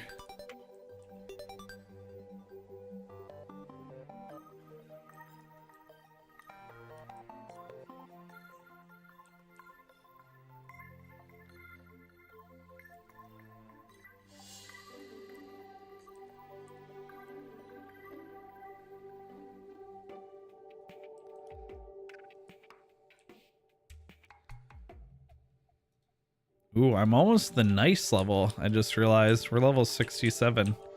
2 levels to go, and I'm done for the season. It's a shame I didn't play this map last season when the bonus pass rewards were so good. Like the Greek gods pass, they just all they were all really well designed. I liked them a lot.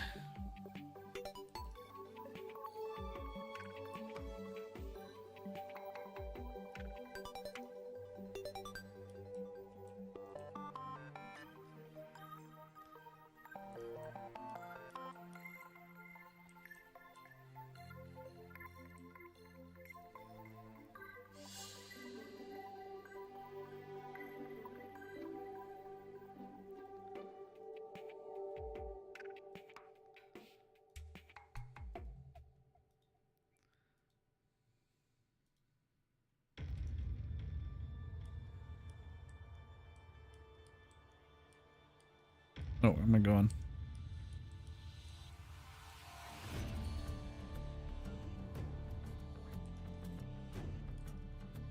Ba-doom, ba-doom, boom, boom, boom. Good old Titanfall.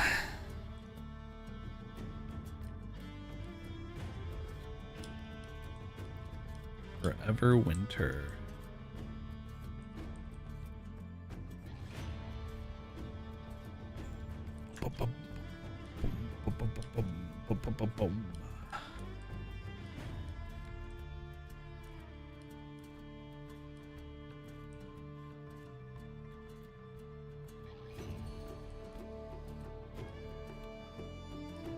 I miss the Titanfall heydays.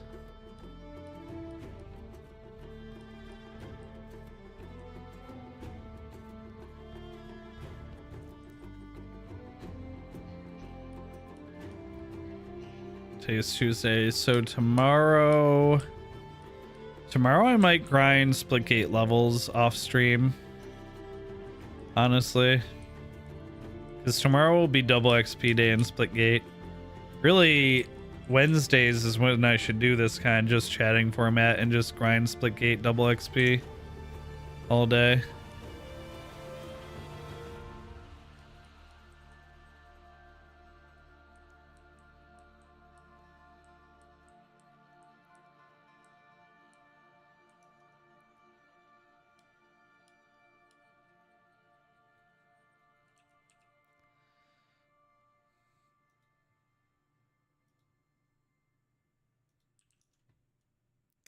And then the event boss is up.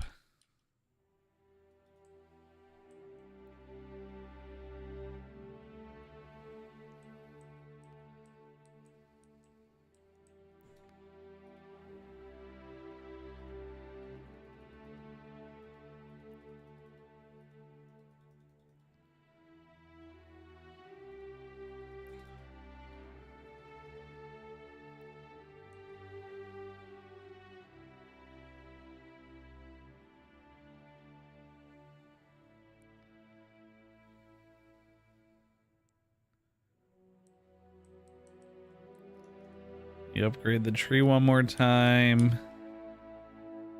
Grab the event boss.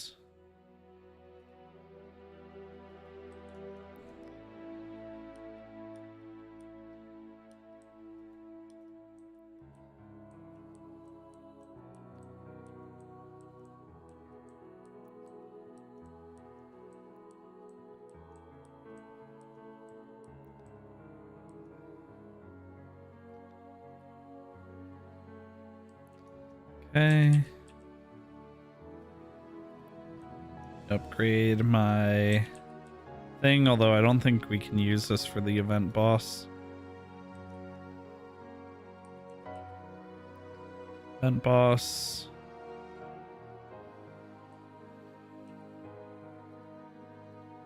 This part of the of this auto clicker lumberjack game, the combat part, is an immensely slow grind. That, or I just don't understand something about the sword upgrades. Dodge the ceiling or the sky granadas.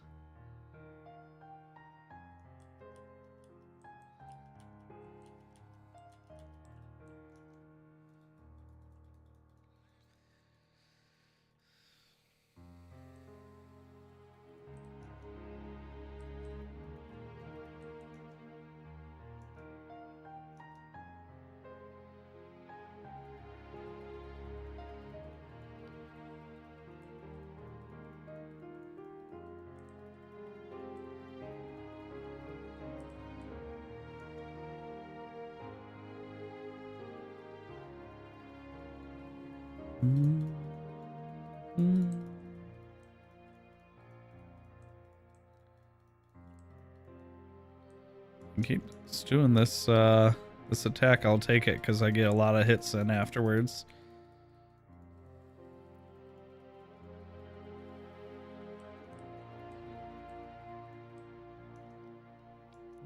Like I said, I'll take it. Normally, they mix his attacks up a little more than this.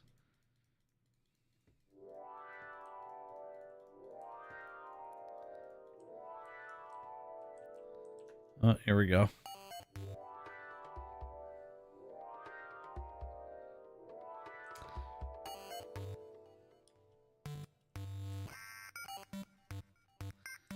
This might be my favorite Terraria song.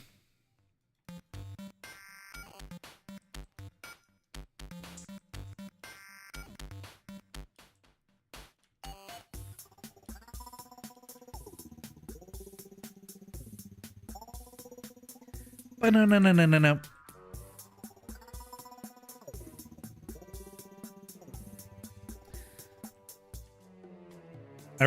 I really liked Terraria, and pretty much every time I've streamed it, the viewer community is extremely supportive of that game. But pretty much every time I've streamed it, the back seating has been so bad it makes me almost not want to play it. And anytime I've tried to play it with other people, there's always one person who has played through it so many times that while everyone else is still gathering wood and trying to build their first house, that person has ran through all the nearby caves, grabbed all the health upgrades, and is already trying to summon the first boss. And it's like, dude, we're trying to build a house, and we're just I'm specifically recalling when WoW Classic came out and I tried playing with a few of the guild members on a fresh save, and one particular person just made the whole thing not fun for everyone else because they were playing like they were a speedrunner instead of like playing with everybody. And I wouldn't mind that if it didn't adversely affect what we were doing, because when you summon the first boss and no one else has gotten any health upgrades or a good weapon or anything yet, the rest of us are just stuck there dying over and over again while you fight the boss by yourself, which is not fun. Well, let me look for this let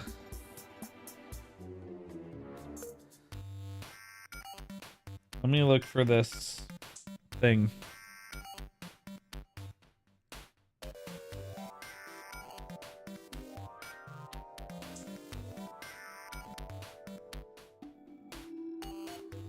Forever Winter Trailer.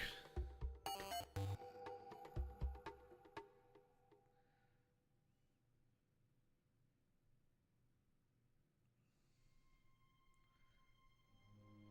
boy, my computer is really having a hard time. For some reason, the new Fortnite update must have changed one of the Fortnite video settings, and it just keeps changing my main screen resolution every time I tab out.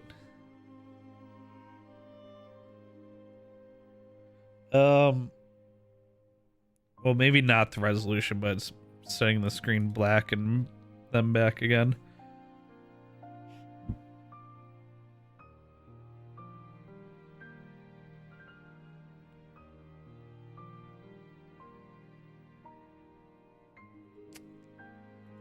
Guessing it's in gaming news.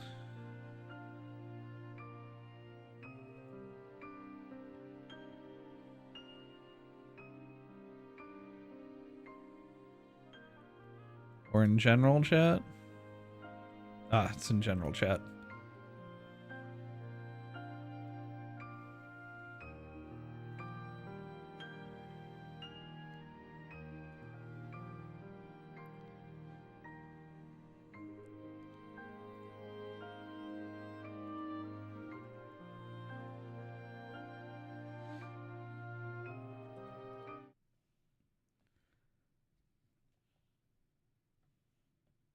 There we go.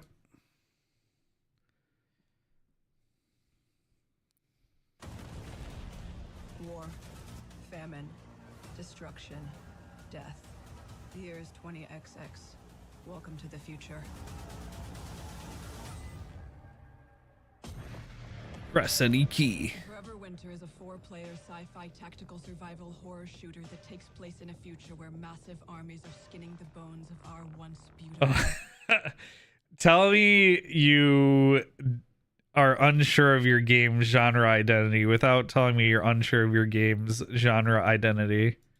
Tactical survival. The Forever Winter is a 4-player sci-fi tactical survival horror shooter that takes place in a future where massive armies are skinning the bones of our once beautiful Earth.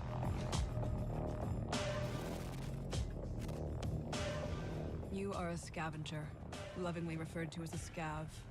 Within this combat Tarkov? system, you assume the role of looter and survivor. Trapped between two warring military factions of the future, each with their own objectives. Outgunned, undersupplied, and constantly under attack, you must rely on cooperation and cunning to survive even minor enemy contact. Situational awareness is key in this world. Stop, look, and listen. Trigger discipline will save your life. A target missed is a bullet wasted, and not every battle is one worth fighting. Only kill what you can loot and get away with. Every time you open fire, you are ringing the dinner bell. Make it worth it.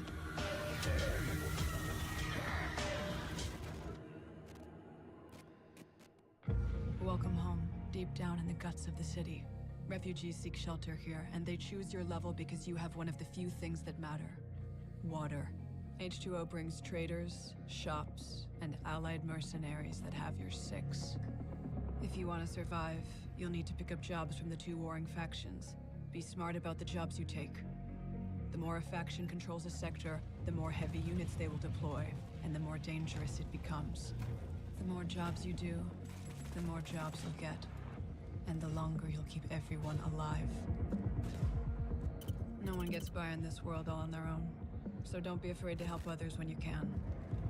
Donation stations are made available where high-level vets can share gear with low-level baby scavs. Low-level babies. Here you can customize your rig, an innovative modular platform that grants you advanced abilities. Pneumatic jump allows you to quickly traverse rough terrain and reach hard-to-get drops. Turrets allow you to shred, at least for a short time. And scanners allow you to scout ahead to plan your route. You want guns? You've got them. Modify and upgrade your firearms for the jobs you take. Always remember, the more gear and ammo you bring in, the less you can carry out. So spec accordingly.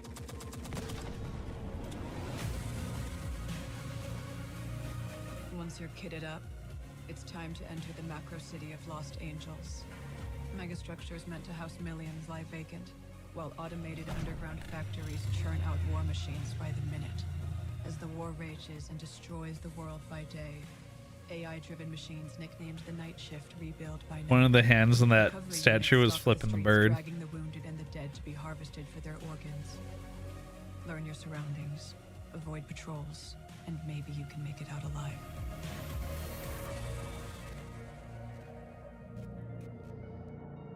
Every job has rewards and consequences. The details matter. Make sure to dig into the intel thoroughly before heading out. Missions may include sabotaging faction facilities, collecting debts, and good old-fashioned MDKs. No matter how easy you think the job is, don't get complacent. Things can change at the drop of a casing.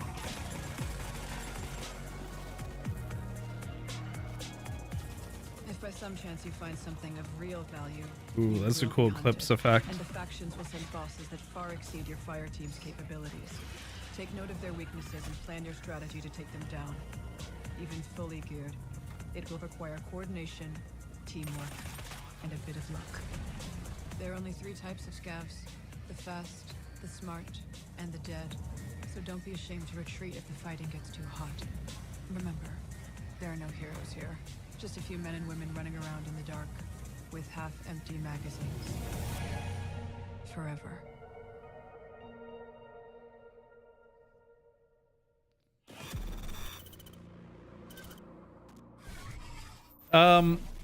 I'm sure the people who like extraction games will be interested.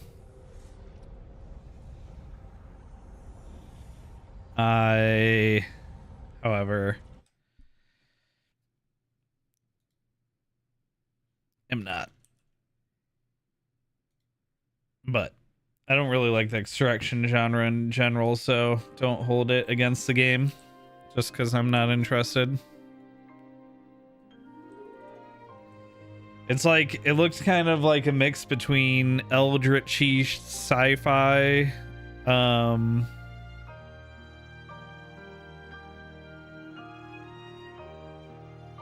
it seemed like they had like a couple like community contribution elements, like kind of what Helldivers 2 is doing right now as well.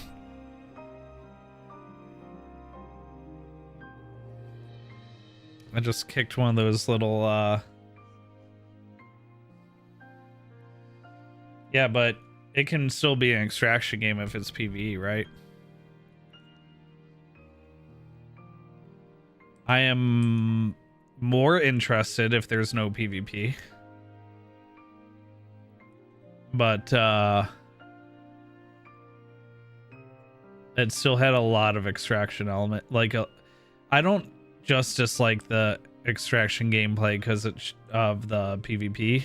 The PvP is a major deterring factor for me, but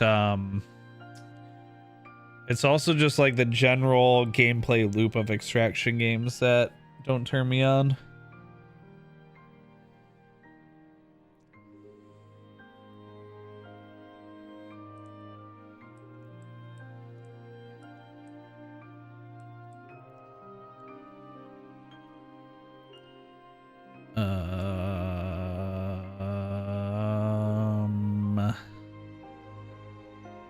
These upgrades will make the biggest difference, yeah? Yeah.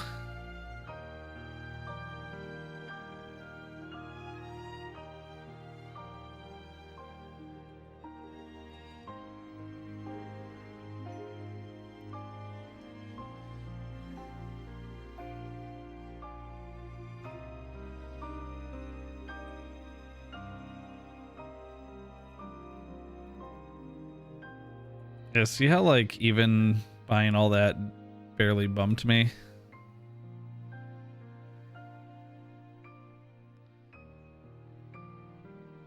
I've gotten to the point where only the ascended strength upgrades really can make a significant damage in the difference in the amount of damage that I do.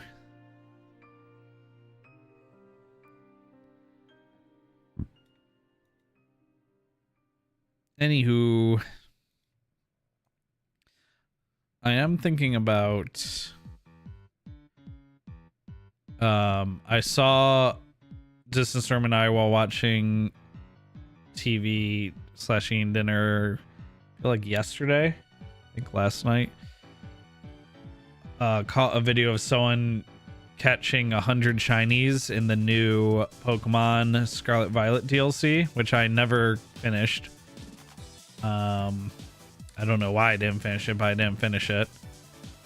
And I think because I started playing it off stream, and then I didn't want to stream more of it because I had played a significant chunk off stream.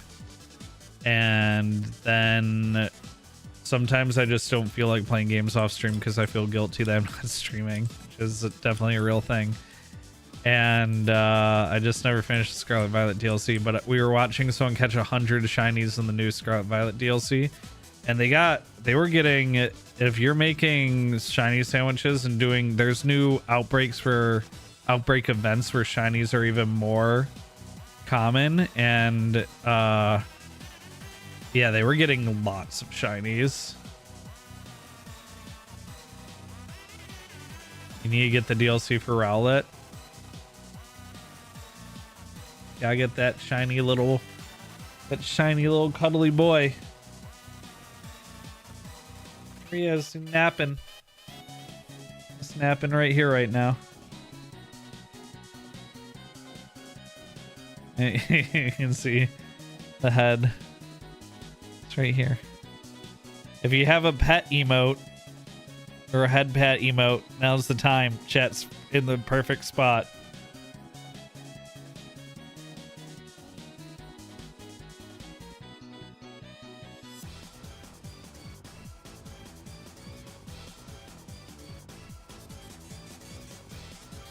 The salute emote almost works. There you go. Distant Storm's got it. Here. Head pats.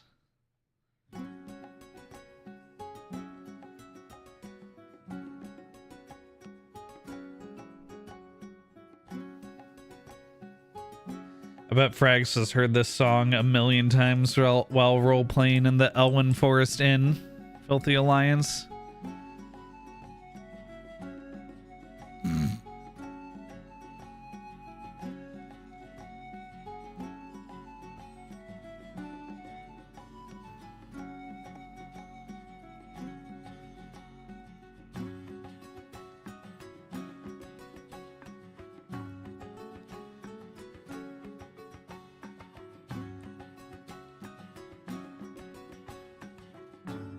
But yeah,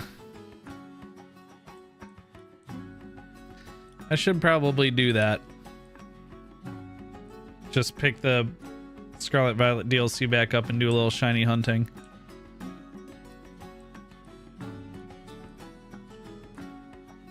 One of these days when I need to chill out. Saw a TikTok Sims player who does roll for build, and you're thinking about doing that for Dreamlight. Any thoughts? Ooh, yeah, the roll for blank creator accounts have really gotten popular ever since roll for sandwich got super big. I feel like a couple years ago, like 2020, 2021. I don't know how long the roll for sandwich person's been around, but I feel like they were the first like big roll for blank content creator that I've heard of. And then since that person got really big doing it, I've seen a bunch of like roll for blank creators. So the way roll for sandwich works is they'll have like 12 different meats in their fridge, and they'll roll a d12, and whatever the d12 lands on, or they'll have 11 different meats, and 12 is like choose to, or like roll again or whatever, or roll twice or something like that. And they'll roll the dice and it picks the meat, and they'll roll the dice and it picks the topping. They'll roll the dice and picks the condiment. And sometimes it ends up making them like a ham, lettuce, and olive and mayo sandwich on rye. And other times they'll make them like bologna or turkey, onion. Like, you know, you can see where this is going. And they'll roll the dice. They'll say, here are the toppings. They'll roll the dice. They'll say, here are the condiments. They'll roll the dice, and they make, and then the video ends with them eating and reacting to whatever sandwich they wound up making. And I've seen like things where people like will do roll for painting, and it'll choose like a color palette and the subject and a style, or they'll do roll for whatever. You know, you can see how the format's easily translatable to a bunch of different things. But yeah, it's a pretty popular format these days. Could be very good, very bad. I mean, that's, you know, one of the appeals to doing that type of content, because the viewers, they're not watching for when you make the ham, pickle, and ketchup sandwich. They're watching for the bologna, hot sauce, cucumber on an everything bagel sandwich.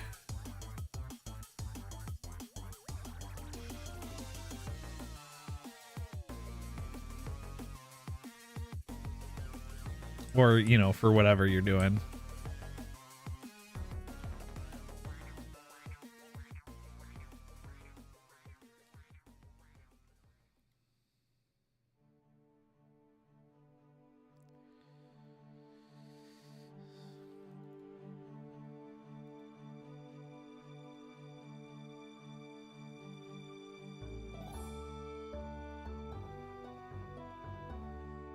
Bologna is always bad.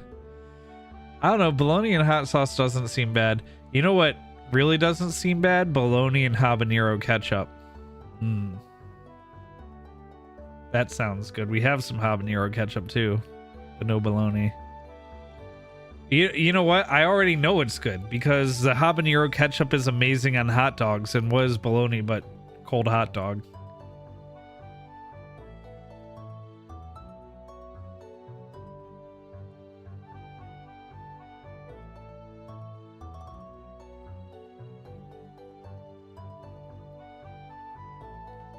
Welcome back, monkey.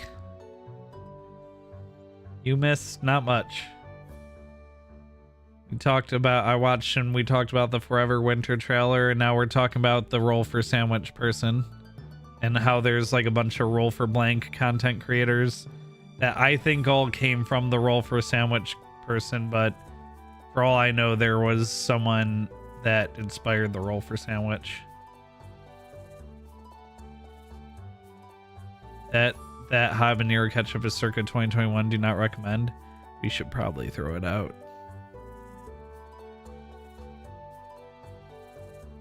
I keep seeing it in the fridge and going, oh, I should buy something I can put that onto.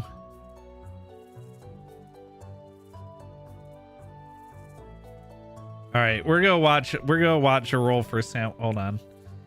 We're gonna watch a Roll for Sandwich video.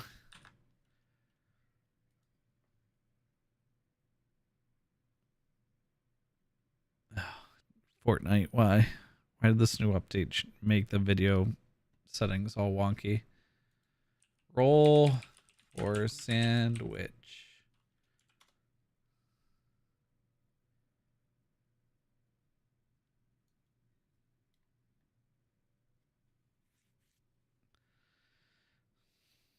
Here they are.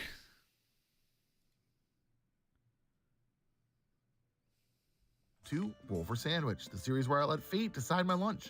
Let's go. Today I'm going to be using these red eyeball dice that were sent in by a viewer. Thanks. Let's get things started with our roll for bread. 5. Everything sourdough. This sourdough loaf is coated on the outside with everything bagel seasoning. And since there's not really a good reason to leave our sourdough untoasted, we're going to go ahead and use our toasting cantrip and get our slices a little crispier. Let's roll for our main. 1. Chicken liver pate. We rolled this brandy and sage chicken liver pate earlier this week, and it turned out to be pretty good. Doesn't really deserve the critical fail spot on the roll sheet. Sometimes I just put stuff at 1 that I haven't tried yet, and now that I have tried it, it's definitely not a fail. It's actually quite tasty if you like those kind of things. Next up, let's roll for cheese. 6. Fontina. Fontina is a semi-soft cow's milk cheese. It has a mild and nutty flavor and should be good alongside the pate. So far, we have the makings of a pretty decent sandwich, but we're only about halfway done. Hopefully we can keep it together. Next up, let's roll for roughage. Double 8s, pickled jalapenos. These tamed pickled jalapenos are a nice addition to any sandwich, giving it just a little bit of heat and a nice bit of acid. We've got some richness going on already, so that'll be nice to cut through that. All right, let's get wild with the wild magic roll. 13 tortilla strips. Not mad about this roll. I'm a big fan of crunch on my sandwiches, and since we have such a soft main, it'll be a nice contrast texturally, and pickled jalapenos and tortilla chips go together very well. Kind of ended up with nachos with our pate. All in all, pretty solid sandwich. Let's see if we can stick the landing with the sauce. Last but not least, it's the D20 sauce roll. Here we go. 10, Acapulco Joe's. Acapulco Joe's sassy sauce, the only sauce brave enough to ask the question, what if a tortilla chip was made for the male gaze? Usually I don't put products on blast on this show, but the first ingredient's V8 and the second ingredient is ketchup in this hot sauce. Other ingredients include beer and grenadine. I don't know what's going on with this sauce. Taste-wise, it's fine, but Grenadine. it loses points for literally containing ketchup. All right, let's go ahead and get our sandwich closed up here. Get our toothpicks in to hold it together. And let's get it cut in half. I mean, the chainmail glove. Let's take a look for at that cutting's a cross-section. little excessive. I've seen worse. Well, after the pate, But it we kind of is ended up with a D&D Tex-Mex themed, right? vibe for this Generally. one. Let's see how it tastes. This came together halfway decent. A little heavy on the jalapenos. But Yeah, honestly, basically the that's the roll for blank type of content creator. But what is roll for shoes? Oh, tabletop RPG microsystem. What am I hearing? I think that's Fortnite in the background.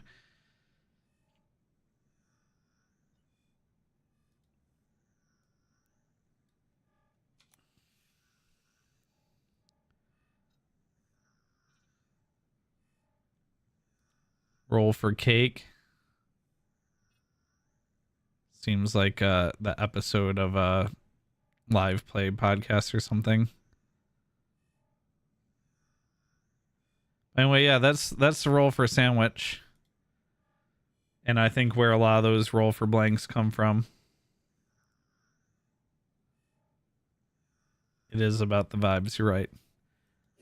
That's my bad for criticizing.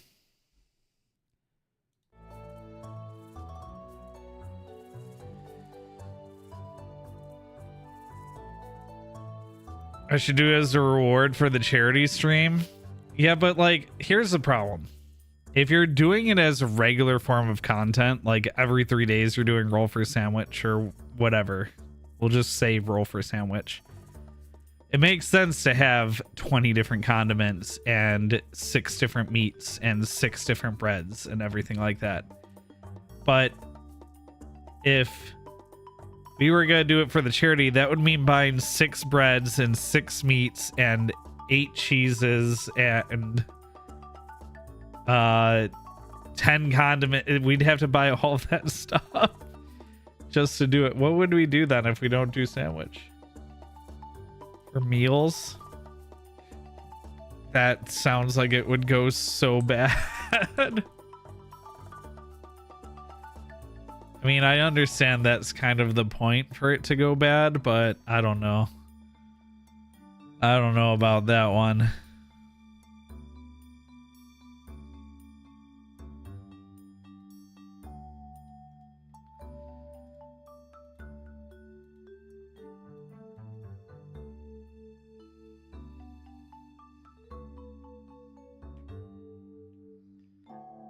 Also, we kind of basically do roll for sandwich with gaming all around. Roll for game round. What we could do is add roll for sandwich-esque modifiers to gaming all around. Like roll the game and then roll like a challenge for that game, like melee only or controller upside down or something like that.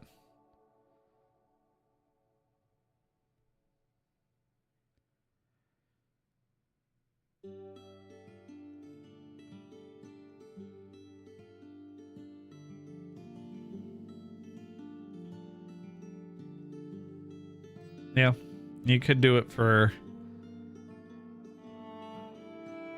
but you know, then you wind up getting the like chicken finger salad from the pizza place, and you get this warm, wilted, undercooked chicken finger salad.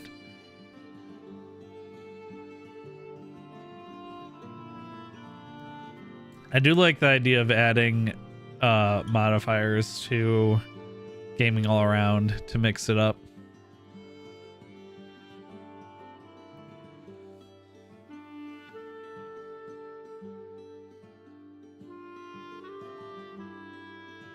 Because, like, for example,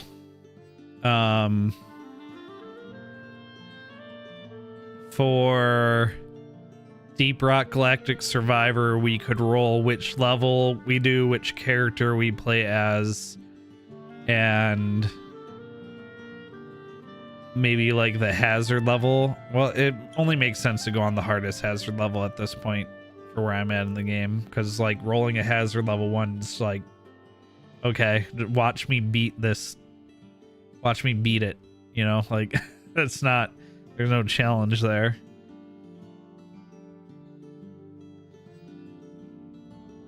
I'm pretty sure once you get enough of the like out of level upgrades, you just can't lose on like hazard level 1 anymore.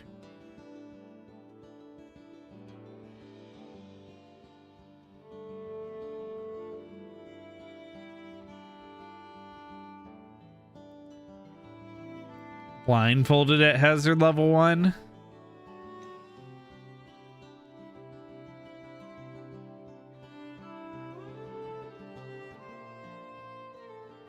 I don't know, how do you pick stuff?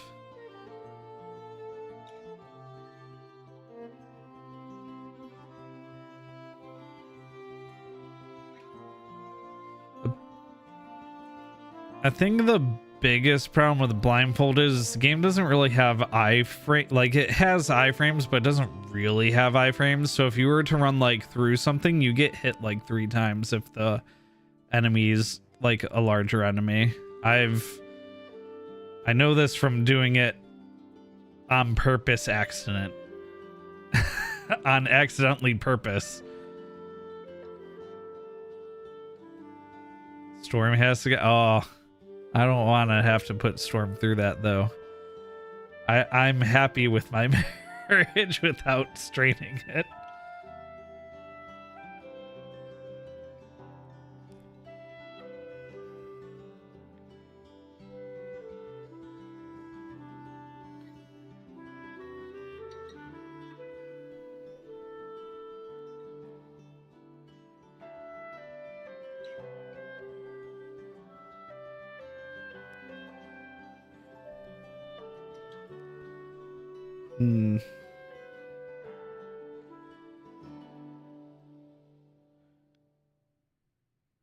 Just trying to think of like other modifiers that would apply to like all of the games and gaming all around.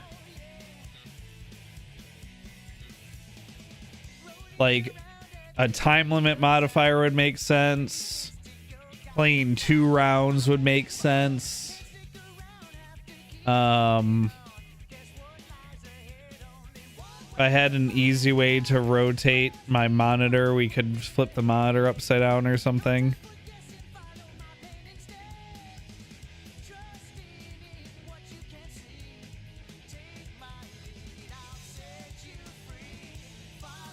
We could do...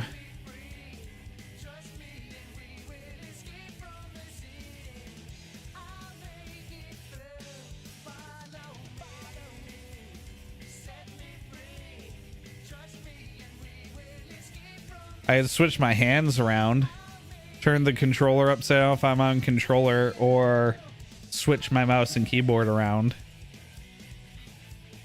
Call it like reverse hands or something.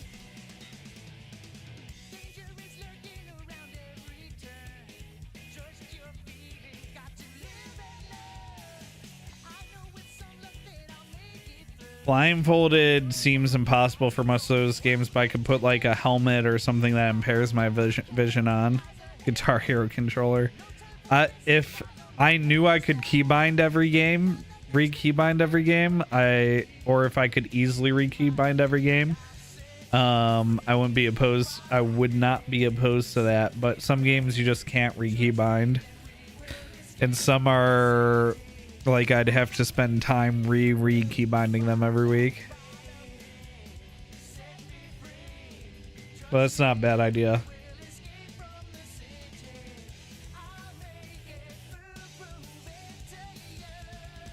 If I had like if I got like an accessibility controller or like some really jank third party like Mad Cat style controller, that we could probably make that work.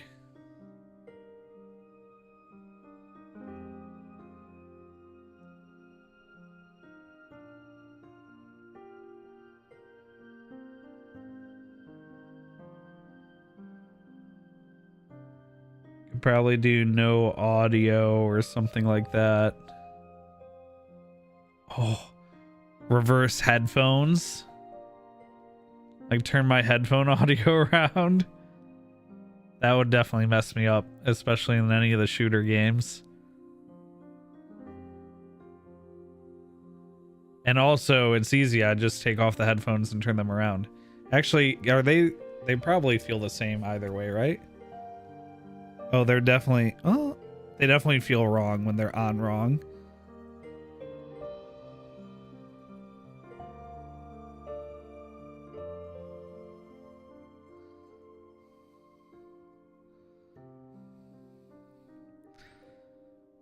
Oh, play on the stream preview. Play on the stream preview window. Yeah, but like, I'm looking at the game capture right now, and there's not a delay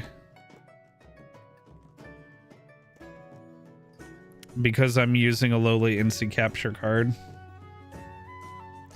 That's one of the problems with a 2 PC setup with a capture card is there's pass through for the, you know, like, so that I'm not experiencing any delay, but honestly the delay is so minimal I don't think it would screw me up much.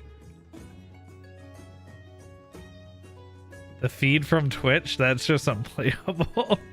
The feed from Twitch is like, because I use Restream to re-stream it to YouTube now too.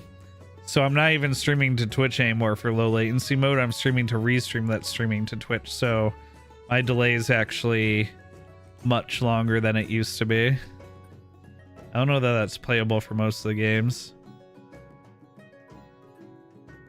It's gotta be like something that's silly or challenging but doesn't make the game impossible. Also, has anyone in here played Noida? Should I add Noida to Gaming All Around?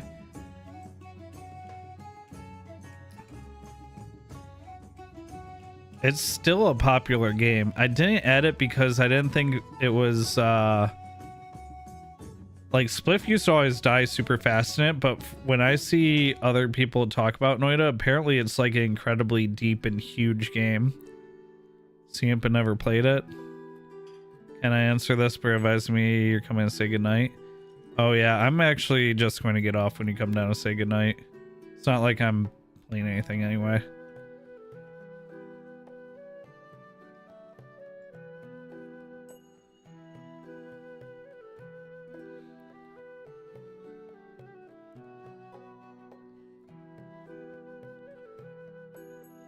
Also, you're going to sleep a little early tonight, Distant Storm.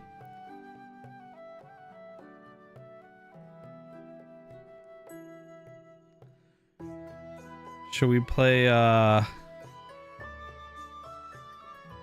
Pokemon DLC in bed? Does that sound appealing to you? Oh, ow. I shouldn't have done that.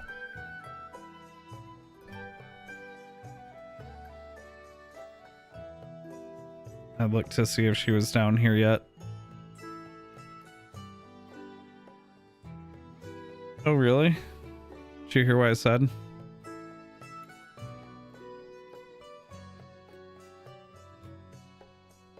Are you tired? I was gonna say it was pretty early for you.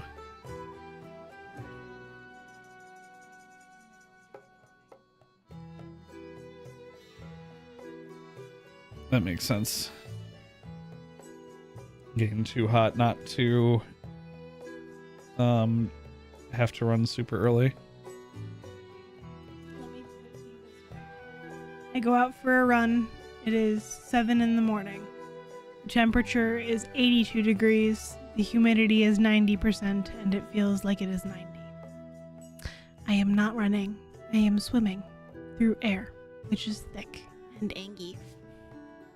Like me, when I run 2 miles and go, no, I cannot do it anymore. And then I come home and I complain about it to my husband when he wakes up and goes, I'm tired. And I go, I definitely didn't look at my watch when you came to bed last night to see how late you were up playing games. I'm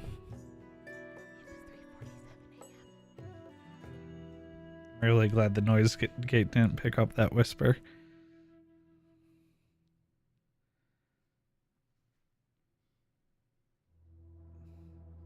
It's still 2 if it's this way or this way. I couldn't see it because it looked like this and it didn't look like a number. I'm tired. Don't pick up at me. Don't pick up.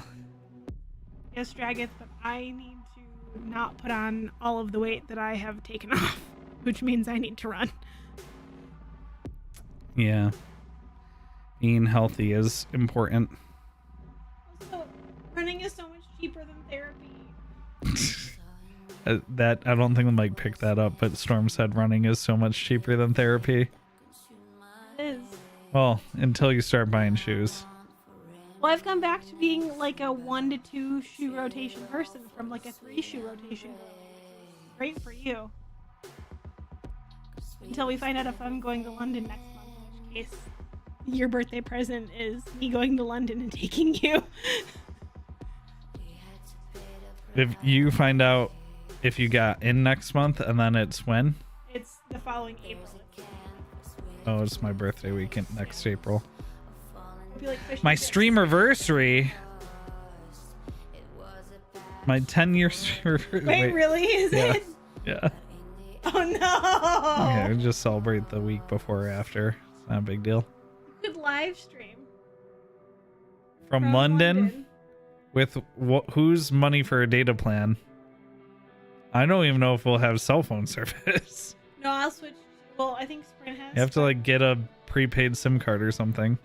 Google Fi does it. Hmm. So.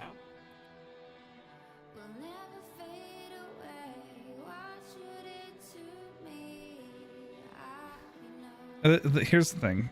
I want to go play.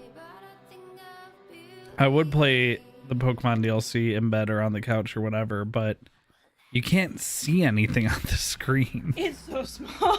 Like, I want to see shinies, but there's no noise and there's no visual effect, and everything's 8 pixels tall.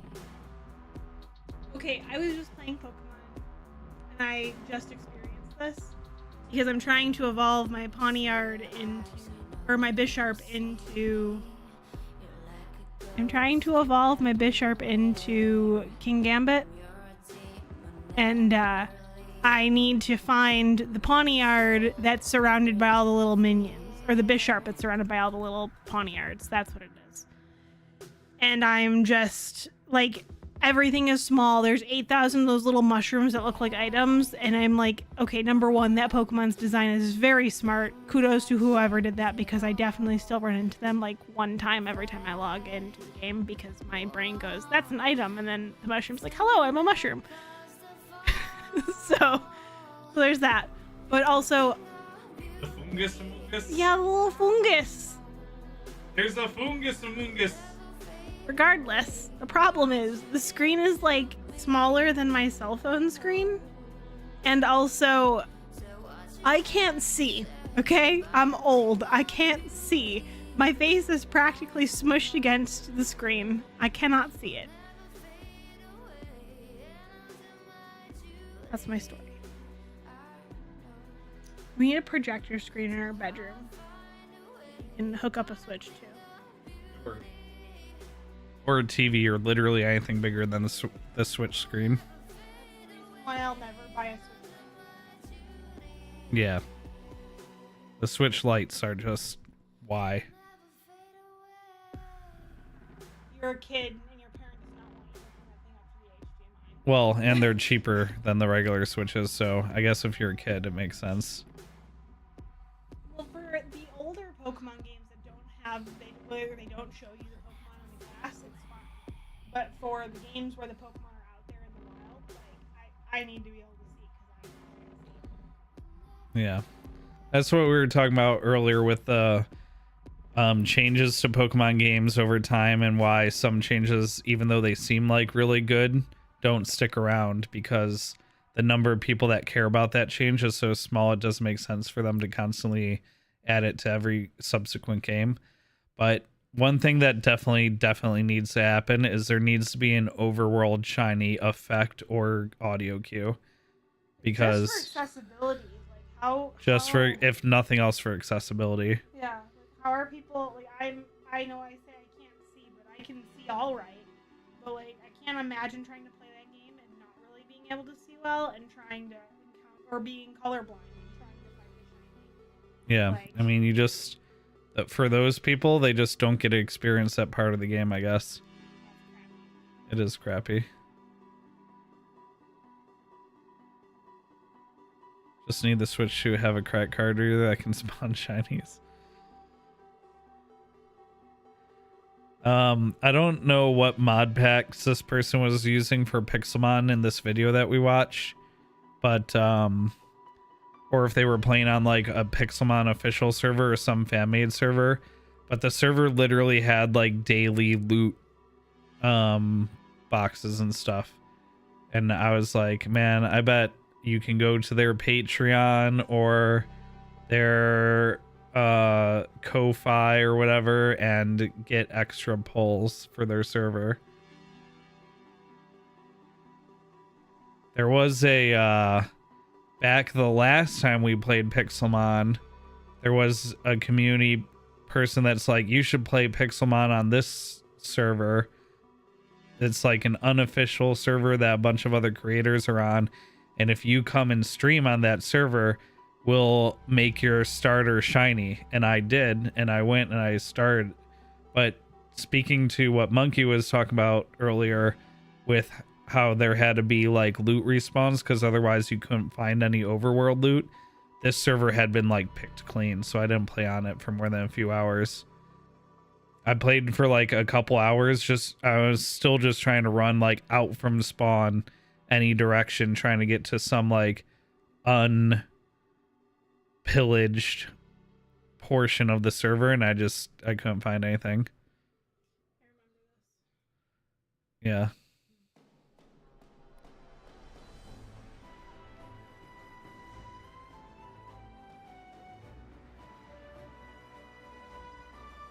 Okay, I love you.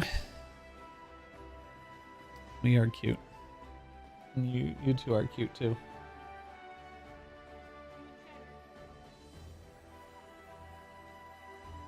Yeah. Also, ding. Level 69. Nice. The mic did not pick that up. She whispered nice. Ah. Yeah, I heard it trying to look for you earlier. Yeah. Thanks. I did at the end of the day at work. I know. I don't know that it helped though.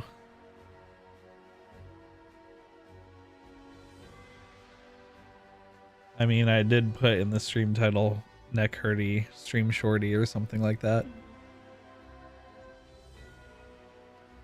Yeah, it wasn't really shorty. I mean, also, but it was a non-active stream. We just sat here and talked and I slapped a tree. These are fun streams as long as people are also talking. When it's just me, I have trouble carrying. I mean, I can. If it's less fulfilling, I don't know. I'm sorry, we're stuck with this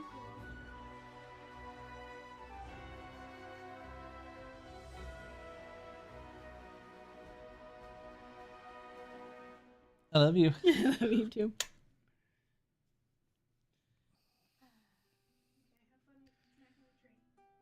Thanks.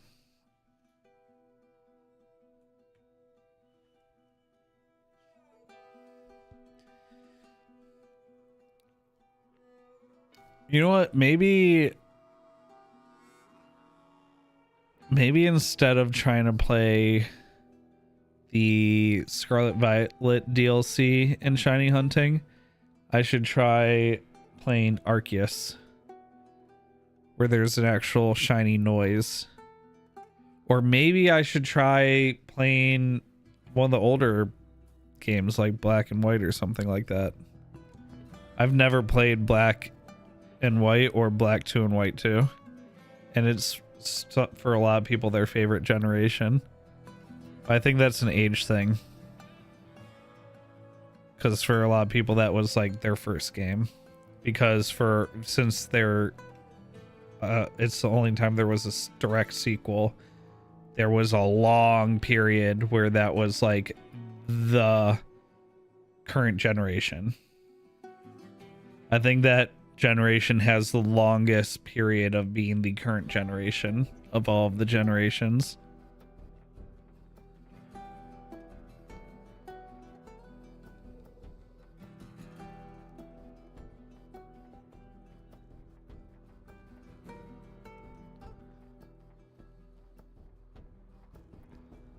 The my character is actually swinging to the beat for this song.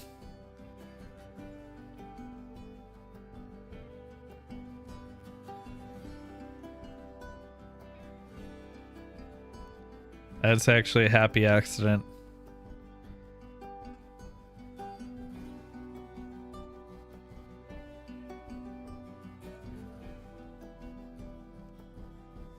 Now let's see see if I can get an upgrade after level 16 of the mortal tree here.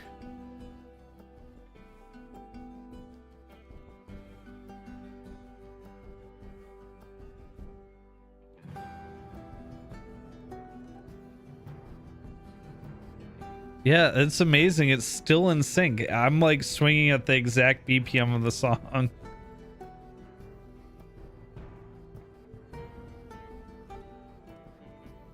That's cool.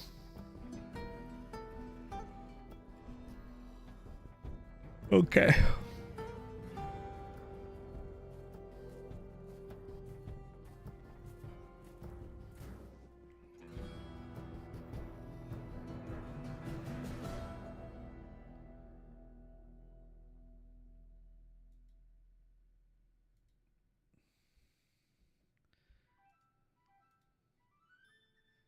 I'm up to another 2 terabytes prestige.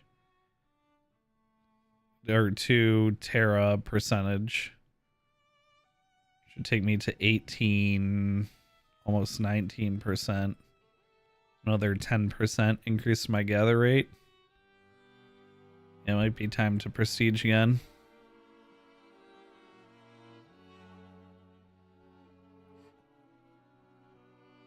Alright, well anyway.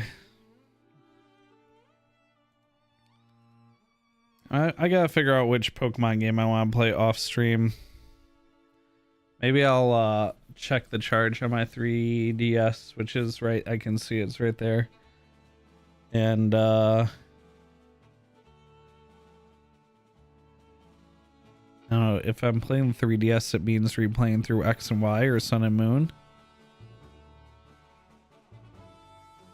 I don't think I ever finished replaying through Ultra Sun and Ultra Moon. And also, I never really got into the Ultra Beast dimension part of Sun and Moon. Because I played through Moon, and then got to the end game, and because I couldn't stream my 3DS gameplay, I opted for playing like games I could stream instead. So I never really did a lot of the post game for Sun and Moon. Maybe that's what I should do. Alright, well anyway. I'm gonna call the stream there. What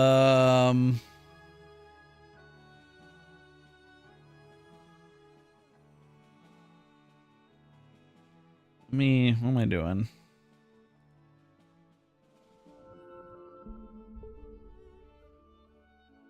And thank you for the well wishes for my neck. I hope it feels better too.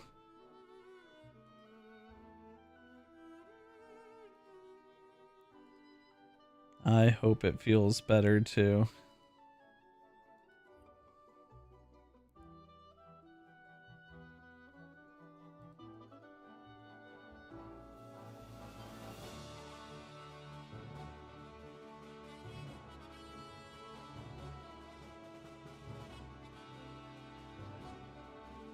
What do you guys want me to kick you over to?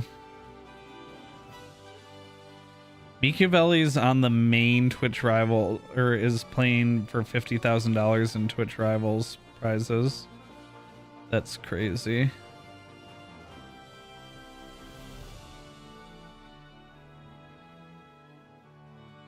I saw him tweet that He was gonna be in Twitch Rivals for the finals.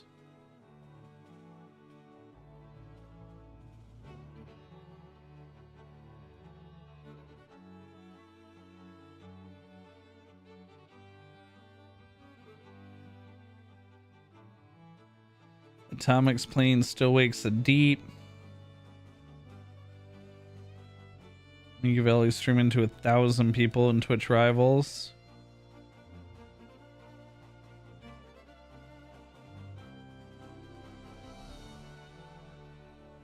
Ooh, drops are enabled.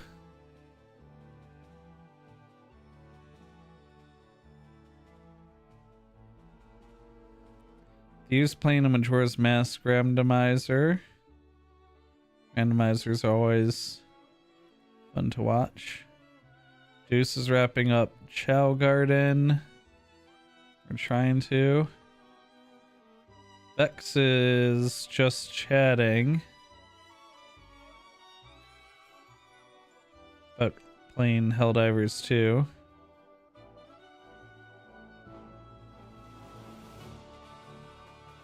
Ritz is playing World of Warcraft.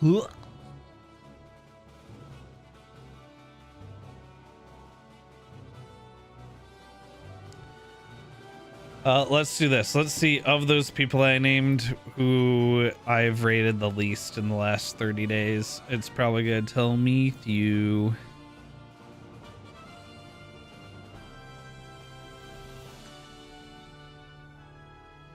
Let's open up the new Twitch Raid browser. Also, I gotta figure out what video setting Fortnite changed, because losing my HDMI signal every time I tab out is no bueno. It's very mucho no bueno. I actually just lost both HDMI signals to the gaming computer.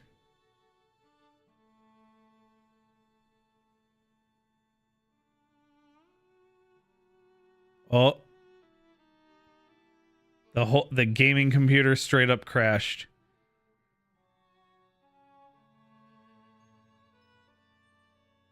Well, we're not raiding out tonight. Good night, everybody.